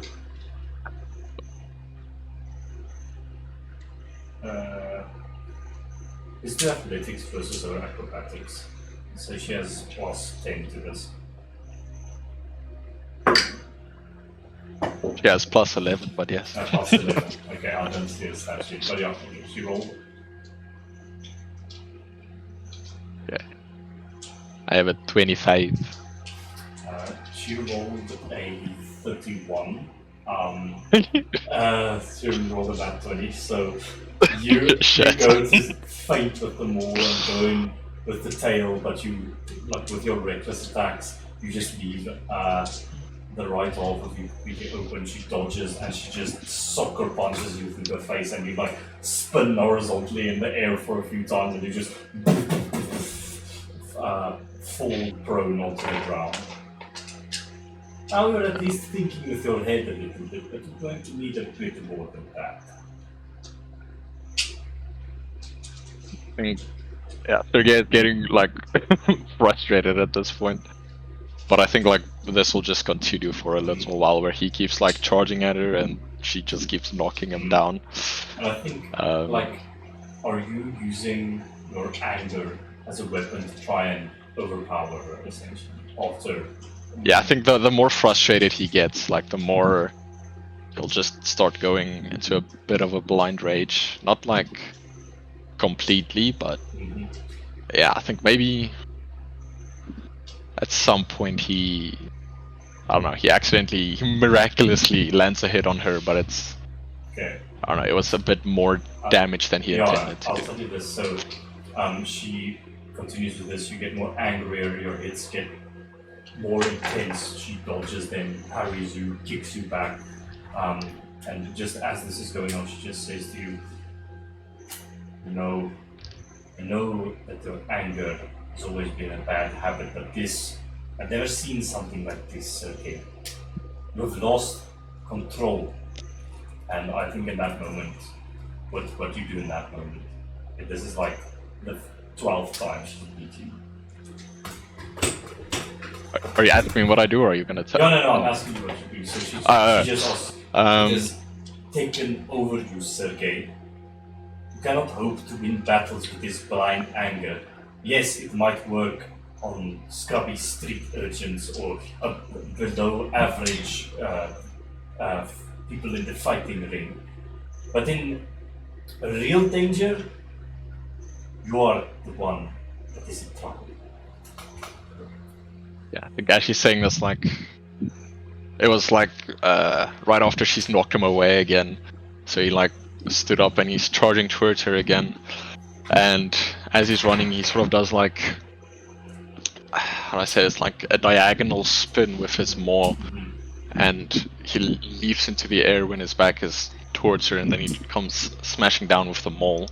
And I'm assuming then she'll like try and block it with her augmented arms, but because he was smashing down, it sort of forces her arms down a bit, and then when her guard is lowered, the tail will come and try and, Yeah. I guess, either barely like scrape her face or her arm or shoulder or something. Yeah. And yeah, It's not very good. You do that. She deflects the maul expertly, but at that moment she just doesn't have enough time to deflect the tail, and you stab sort of below her armpit area into the ribs, and it goes deep. You draw a lot of blood, and she falls to the ground. And she just looks at you as you're like steaming, and the engines of your Mechanica is in overdrive right now. You're in a blind rage. What do you do as she's vulnerable on the floor? how can I? Shut up. Can I maybe try and make like, Make a wisdom saving throw. yeah, like a wisdom save or something? That's what DC is 15. I rolled a 15, but I have -1, so that's a 14. Please make an attack against her No. Fuck. with reckless and all that. Ah, shit. Well, 27 to hit, Yep. so. You can roll that damage, please. Okay, it's 12 worth of bludgeoning damage. You bring down the judge on her, and you send her flying, and she crashes into a bunch of the supplies, and she just remains there out of breath. And she falls to her knees, just clutching her wound. Are you happy now, you brute? Come on, finish the job. Have I frustrated you so much that you would kill me? This is why your rage is dangerous. This is why I couldn't stand to be around you. That's rough, bud. Does this knock Sergei out of his You're blind rage? I think he's also like heavily breathing, but then he sort of realizes, oh shit, he went too far. And he'll just be like, Sasha, I'm sorry, I didn't. She stands up and she walks up to him, stops in the door frame. Until you sort out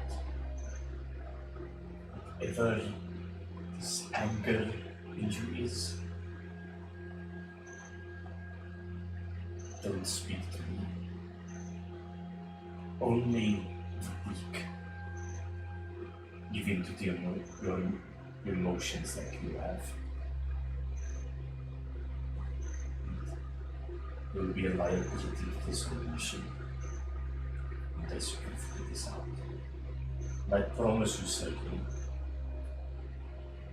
even if you slaughter every single magic user, the apparent source of your anger, unless you make peace within yourself, you will not get rid of this anger. Don't know how. Sergei like shouts that out to it. I do not know how to make peace of this. My mind is a whirlwind of emotions when I fight. The anger, the rage, it just gets out of control, and I don't know how to control it. She opens her eyes. Figure it out. When you feel active, you think you have figured something out. then come seek me out. Perhaps then we can talk further. Right now, you're reminding me of very dark times back then. I don't like that on my face. And she walks out.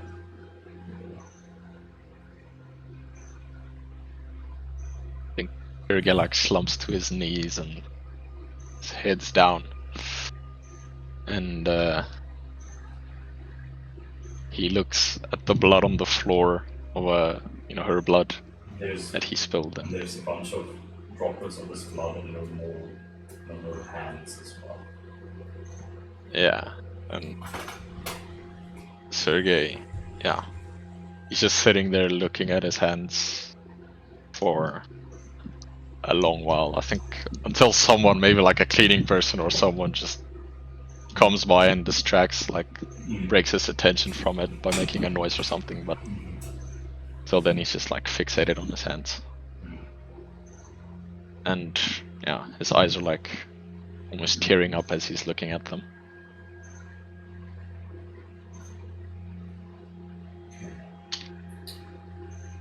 From that scene, is anyone else, Alexander, are you doing anything? I think Nah, Alexander's just sleeping. He thinks his brother is getting it on right now. Little does he know he bombed. Alexander, as you sleep, Yes. Yes. you sit on nothingness in the middle of a void. Completely dark around you, yet there is a source of light that falls on you. Just in the distance, you hear a whisper.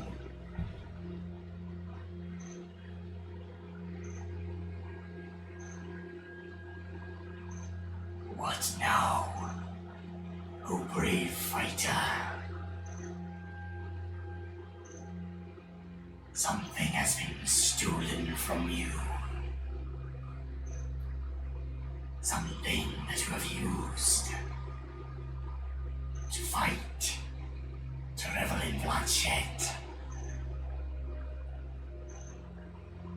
But now, look at you. Weak, exhausted, and a drunken slop in a place that you cannot even comprehend. He goes out. What is going through Alexander's mind right now, and also pertaining to the fact that your whole fighting style was revolving around this apparent gadget in your arm that you thought was like the power of the like mechanisms, but now you know it was your sorcerer's bloodline that was fueling that. What is Alexander feeling right now with that being gone? I would say Alexander feels like empty-ish. Like he feels like a piece of him has been like just janked out. And he feels, like you said, like he feels incredibly weak, like physically now, because this power, the thing he's been using as his crutch, like of strength, has just been taken away from him. And he doesn't know what to do, kind of. I don't think he has really had time to process, but he knows that he is, he's, yeah. No, the voice goes away. You just remain in this mode until you wake up the next morning. Okay. Cool.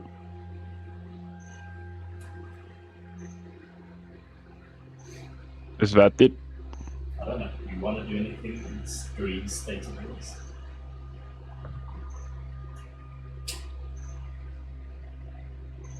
I would plead to the voice to make me stronger, to make me how I was, to make me whole again. you say to it? Those the exact words. Make me whole. I need to be strong again. I've lost what makes me good in battle. I want that back. So are you admitting that you liked being a sorcerer? Yet I like you strive being every day strong. to kill them. So, I need to be strong. I do not care what means it takes to become to be so. Means nothing. I need the end goal is what matters to me.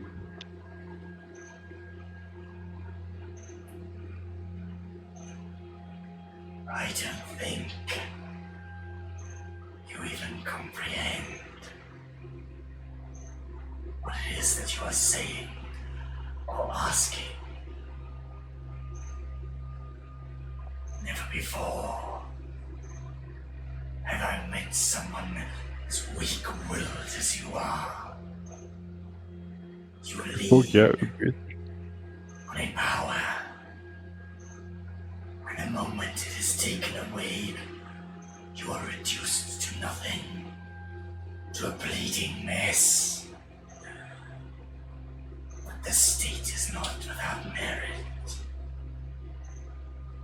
You know, I specialize in failures like you.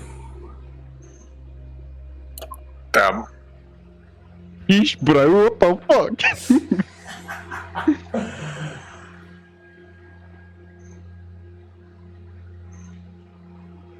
Seek me. You know where I am. A last bit of my essence, tethering me to this existence. Seek me. And perhaps, through the show of devotion, I might just be convinced to help you.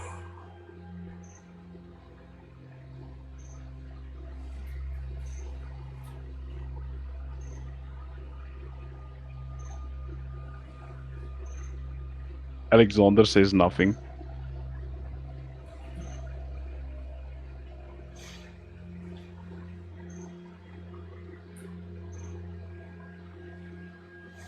the voice fades. Then a little eye opens up in the distance. And another one. They all stare at you. You feel watched. Every move that you do. And every move that you will make for the rest of your life. That is the feeling that wells up through you. Okay.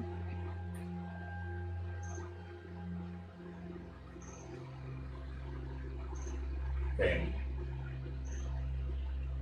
watch the eyes glitch.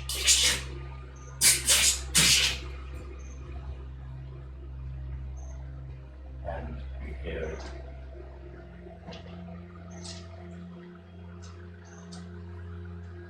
another voice. Okay.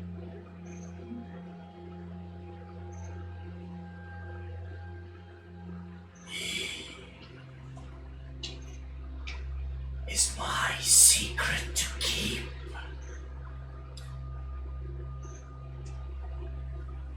Stay away from what is mine. And the eyes crack and crack into millions of pieces and evaporate. And this voice says again. Resist as you will. He will be mine. What the fuck?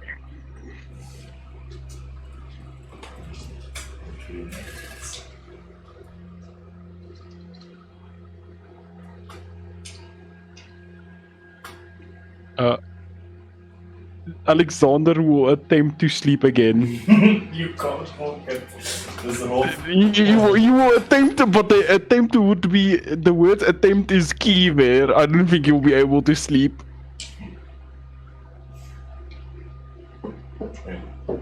Just hear defeated Sergei walk in at some point. Yes, Alexander, the door opens, light fades, and you're almost blinded for a moment, and you blink your eyes. You swear your brother's eyes are pure glowing yellow. But you blink and it's not anymore. You sort of rub your temples. You swear in the shadows of this room, those yellow eyes looking at you. But as you blink, they're gone. And just a little thing going forward, Alexander. Yes. You are under the impression that you're being watched constantly, and you will occasionally in shadows see yellow eyes looking at you. But when you focus on that shadow, nothing is there. This happens to you Okay. from now on. Just keep that in mind. What the fuck, man? What did you do to me? So Get mind fucked. Sergei walks into the room, Alexander, and sees it. Look, God, what is your demeanor at that point? You still have blood on yourself. Yeah, he's very...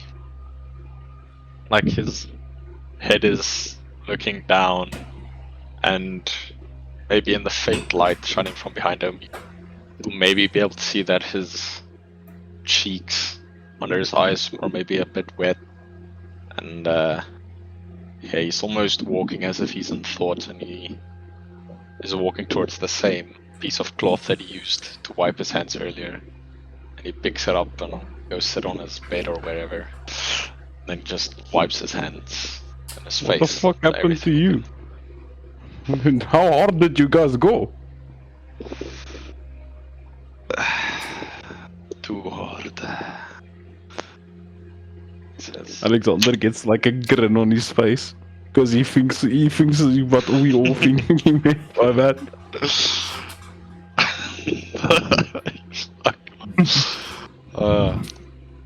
yeah, Sergei is just wiping his hands clean.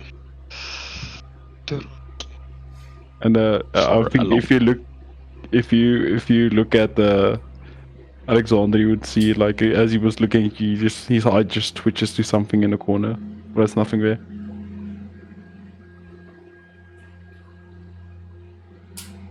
Sergei shakes himself. And, You scared of rats, brother? No, not rats. You just see his eye just twitches again, like to something somewhere. No, it's at some point in the room. I just think- didn't have enough sleep, you know. I Couldn't sleep. think you've had too much to drink again. Yes, or maybe not enough. Is there anything left? Doesn't seem so. You might have to call the other guy. I forgot his name, the house servant guy. I think his name was Franz or something. Franz. Alexander Call him. walks to the door, takes a deep breath, and yells, "Franz!" he's standing by the door. It's just like, What the fuck? sorry, sir, my name's Frederick, actually, but I assumed you called for me. How can I be of assistance? Thank you, Frederick. Okay, we need more booze. Can you be so kind as to go and get some for us? Okay, at midnight, sir. You want to drink at midnight now? It's urgent. It's Okay. it's urgent to our training. Right, whatever you say. He starts off. The Vox by this time, you're on your way back to the room. You almost bump into the frazzled Frederick, and he, sorry, sir, and he moves past you.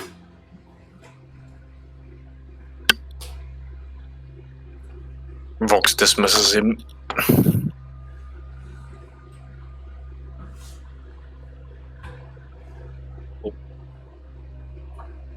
Smokes enter the room.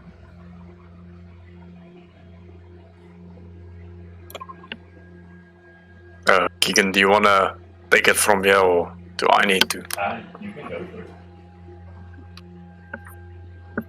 Okay. Yeah. I think just as he went out, the door kind of slaps closed as he ran out from the slipstream. But like moments after the door, just you can hear the hinge like unlocking, and it just creaks open. And yeah, Vox appears in his seemingly usual state. And he The fact that you said seemingly doesn't make me trust you very much. okay, I will say this. There seems to be a bit more of a swing in his stride, so to speak. You would see Alexander looking horrified at your face for a second because he could swear your eyes were yellow. But you don't know that. But you can see he takes like a double take. He's kind of used to you looking at him like that, so he doesn't really. And where the fuck have you been, huh? I mean, sucking the clockmaker's mechanical and mechanical cock, He kind of just maintains eye contact with you, and I think he's just about to like shove his hand in his pocket to grab the notes, and then the door kind of behind him just bursts open again, and it's Frederick with a notebook in his hand. Oh yeah. And And the booze. booze, yeah. Yeah. And I think Frederick just kind of tells him, like, I can't remember what Frederick sounds like. I'll just do Frederick. Okay. Yes, the booze. And here's your notebook. I bought a few pens with it as well. He kind of looks at it. Then he looks at Frederick. Then he looks at the barbarians. And then he kind of just lifts his head a bit up. And you hear this kind of mechanical clicking noise coming from somewhere within his drapes. And he just says, "Thank you, Frederick. I don't think that will be necessary." Fuck. Oh, of course, sir. And he takes the notebook and leaves. And Vox is just gonna go sit. Fucking light. Alexander is devouring the booze. So, Vox, what did you and he stops talking because he dozes off a bit. Vox wants to respond, but he just sees Alex like basically falling unconscious. And then Alexander suddenly like jerks. It's like he says fuck. He looks a bit annoyed. Where? But you said you couldn't talk. Well, you see, my friends, Wait, I grew. Vox is talking. Vox, I thought you said you couldn't talk. I couldn't until now, at least. You see, I got a bit tired of writing every single thought down on the paper, and the clockmaker took heed of that. So he fixed me up a bit with a little something, and he just kind of lifts his head, and there's like, I must say his neck is a bit exposed in this moment, and there's literally a piece of clockwork just attached to where his Adam's apple is supposed to be. As you show this, Alexander like goes to the doorway and he's like, Hans, come back, Hans. There's another Lufthansa standing there. Sorry, why would you want me? My name is Hans, but how do you know my name? No, not you, Hans. Our Hans. There is not another Hans that I am aware of. I am the only Hans. I am unique. You're telling me there's a perpetrator somewhere? Show him to me. Actually, can I quickly borrow your gun? I think I know where he is. I'll take care of it. No! And she puts the gun in his cloak and just a weirdo, and he walks away. Alexander is very disturbed. This transaction. Eventually Frederick returns and goes, You called my name again. Get me have you repaired my gun yet? No, sir, that's going to take at least another day. And besides, it's after hours. I'm not going to find someone to repair it now. Fuck. Okay, I'll take care of this the good old way. And Alexander goes back into the room towards his axe. Sergey, I think Vox is possessed by a demon. He's talking. Niet, Alex. The clockmaker just helped him somewhat, alright? Just take another sip of your booze and then go to sleep, okay? Alexander. You can see Fox is constantly fidgeting with this thing on his neck. It's like a kid that just got braces. He's just like touching it. Alexander like finishes the booze, and he like the jug in his hand, and all of a sudden he just sporadically throws it into a corner. Sorry. I thought I saw a rat. Dear, I thought you said you weren't afraid of them. Oh, this is gonna be a long fight. No. I wanted to kill it for the. I'm gonna go sleep now, and I'm gonna roll another d20 to see if I make it to my bed. Then in an hour I sleep on the floor again. Oh, motherfucker, I make it. I make it to the bed. Fall onto it when you're unconscious.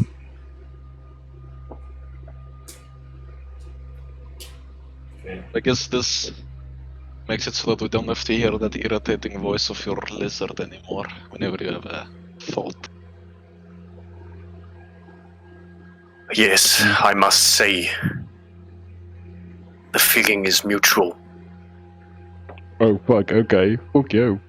So wijsterijd. Well,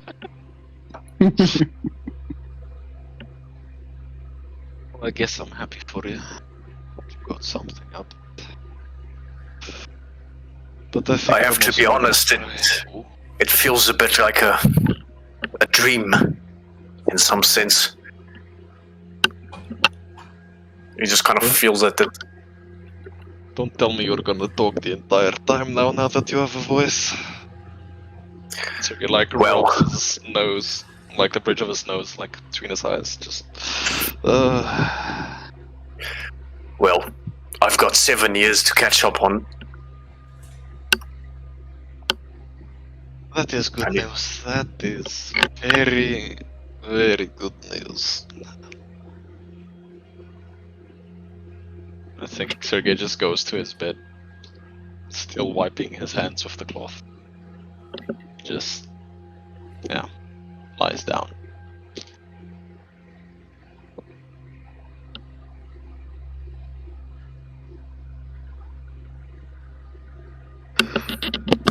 Vox also just go lie on his bed, one hand fidgeting on the apparatus. That's the other end. Whatever cock works like you get. Oh, fuck yeah, I got a voice. Oh, That wasn't the only upgrade. How does the bed arrangement work? Is it like a bunk bed scenario again? Yeah. Okay, well, I presume Alexander's on the bottom bed.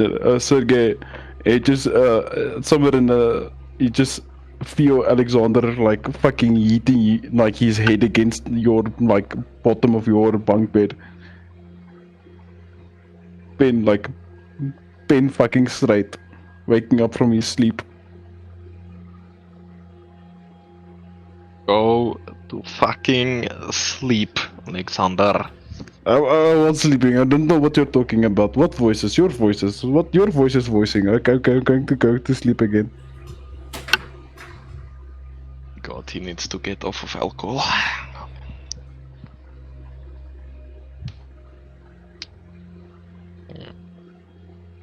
Anything else, or you guys just going to sleep?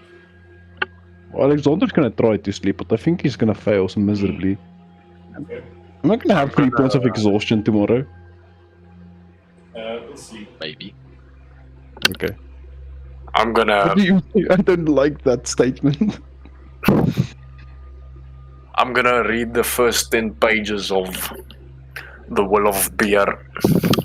Yeah. Okay, so I'm gonna say, let's wrap this up. So, as you all remain in this place, you know that you're in this now. You've got your Lufthansa uniforms. You have a mission to protect Raymond Steele at the Orient Ring. And for the next week and a half, you remain within the Lufthansa's HQ. You can go out, but let's say that there's always like a Lufthansa that comes with you if you have business to attend to in the city. It's like folks who can continue to go to Forazon essentially, if you'd like to do that, and things are available to you. But let me just quickly hear any like specific things that you'd like to get done in these 2 weeks, or are you just going to remain doing the draws with the people? Just quickly going to go through this. We don't have to necessarily No, roleplay you don't or have to. anything. You just tell me what But- you'd like to do. Yeah, okay. Well, Sergey, he would like to try and make what the fuck's the word? A makeshift like rose made out of scrap metal, and attach a note to it that just says, "I'm very sorry. Can we please Sorry. talk?"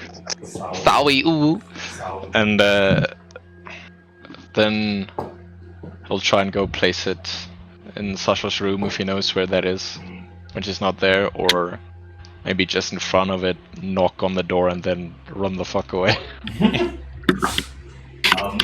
And Sergey, just quickly tell me what the things that Sasha said, getting your anger under control, that type of thing. Is that something you would strive towards, like trying to figure out how to make peace and not get angry and let it spiral out of control? Is that something you're trying to go towards at least? Yeah, okay, hold on.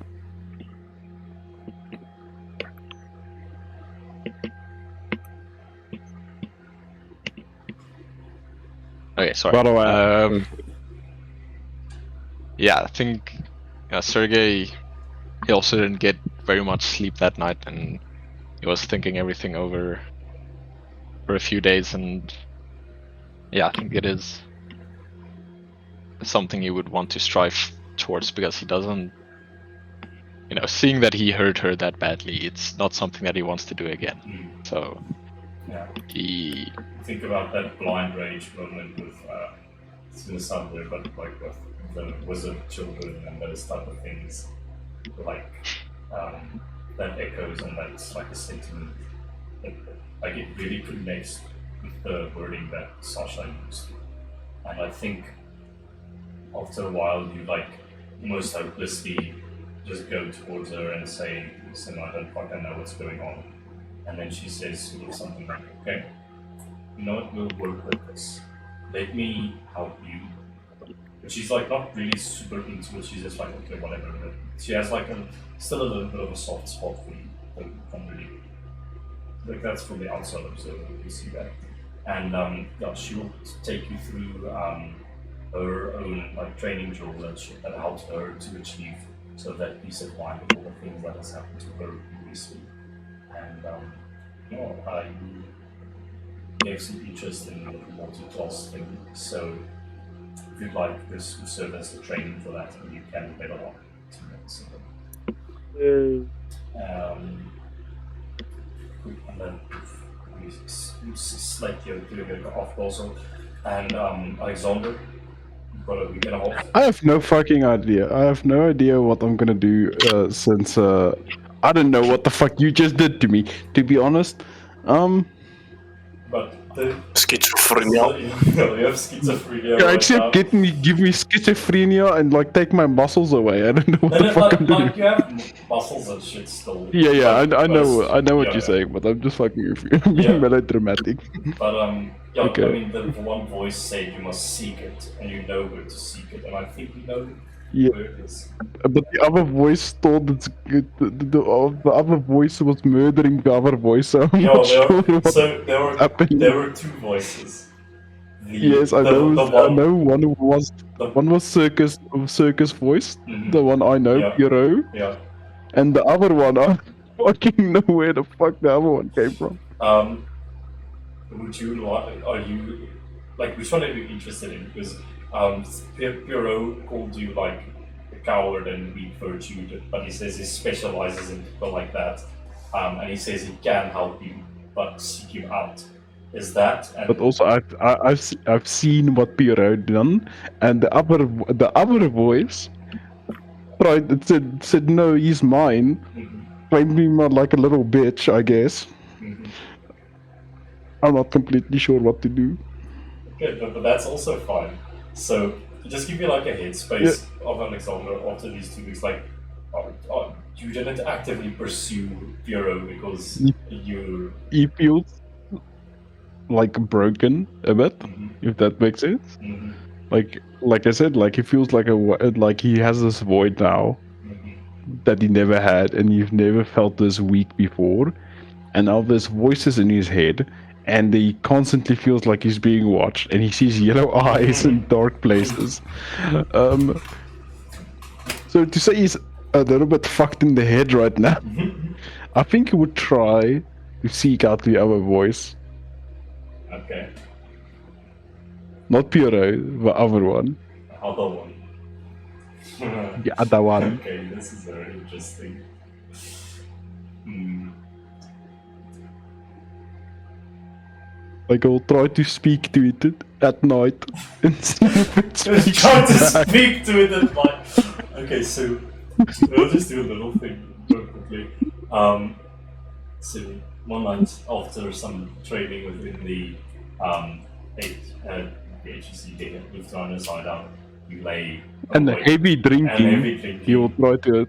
You dip into sort of a dream state again, try to pull out this voice, and say once again, you're in this space with all those yellow eyes from all around you look at you, and you just hear Pierrot saying, What are you doing? I will give you the power necessary. Seek me. Ignore this other interloper. They are weak. They are not a person of action. Seek me. and you call out this other voice like you're like, what do you say, like fuck off or something like that. Yeah, I thought like Piero, you called me weak. You called me weak. You called me weak. You called me weak-willed. You called me weak-willed. You called me frail.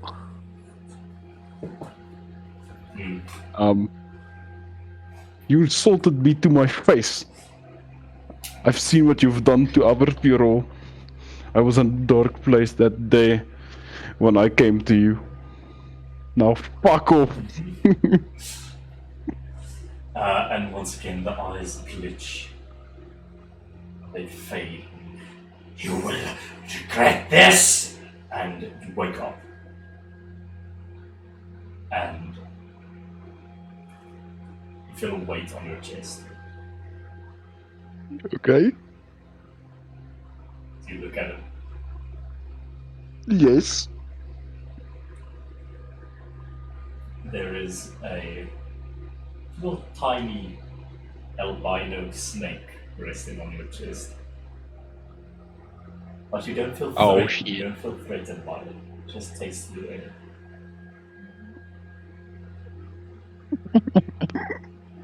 Okay. I like gently try to pick up the snake. You pick it up. The dude's just chilling. Hello, little guy. How did you get down here? And he sort of like motions his head over to the door that's ajar, indicating you should go there. Oh, do you want to get out? Okay. And he looks around, and I presume nobody's in the room. I mean, Okay, fine. there's sleeping people, but I mean, it's late at night. No one is awake. Yes. Okay.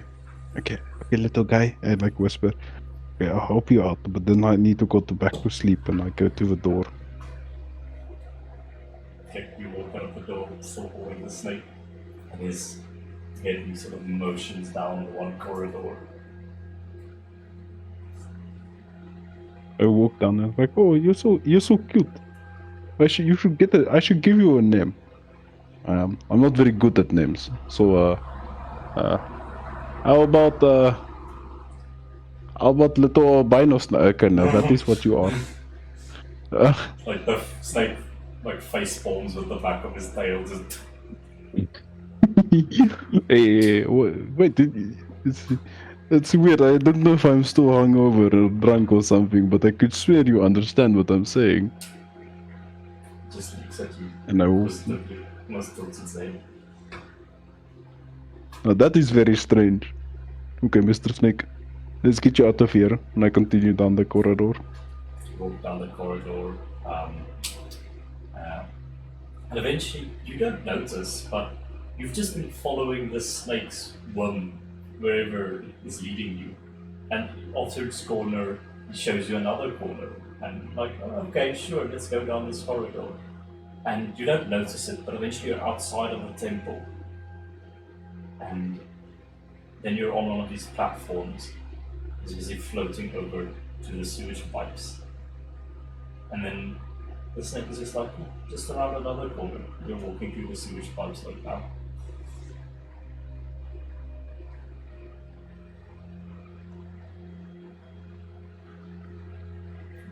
I've been thinking a while, little snake.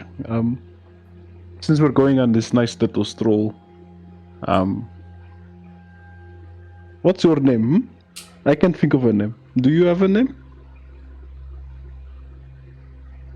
Snake slowly lifts its head. And then you just hear, My name is not something for you to know. and it's not the snake Alexander saying, looks- it's not the snake saying this. There's something Alexander behind looks. you. Alexander is a bit slow, so at first he looks horrified at the snake. He's like, even if you could speak, that was not the voice I would think you would have had. Wait. What the? And he looks around. And there is a gigantic albino snake in the tunnel behind you. Its face inches away from you. And its mouth begins to open. And that's where we're going to end the session.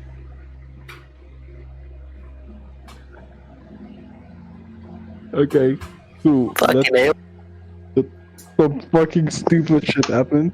I'm gonna take path of the zealot, by the way. No, I'm just kidding. I don't know what the fuck I'm gonna take. But for now, you have no path, no nothing, no level up for you. No nothing. unfortunately. But we'll figure that out. Okay, snake. Mhm. What the fuck? Egan, what the fuck was in his thing? I threw a little bone out there and you took it, so we're going with it now. Is it really sound as slung as Aiden? It's a slung. I mean, for the outside observer, perhaps.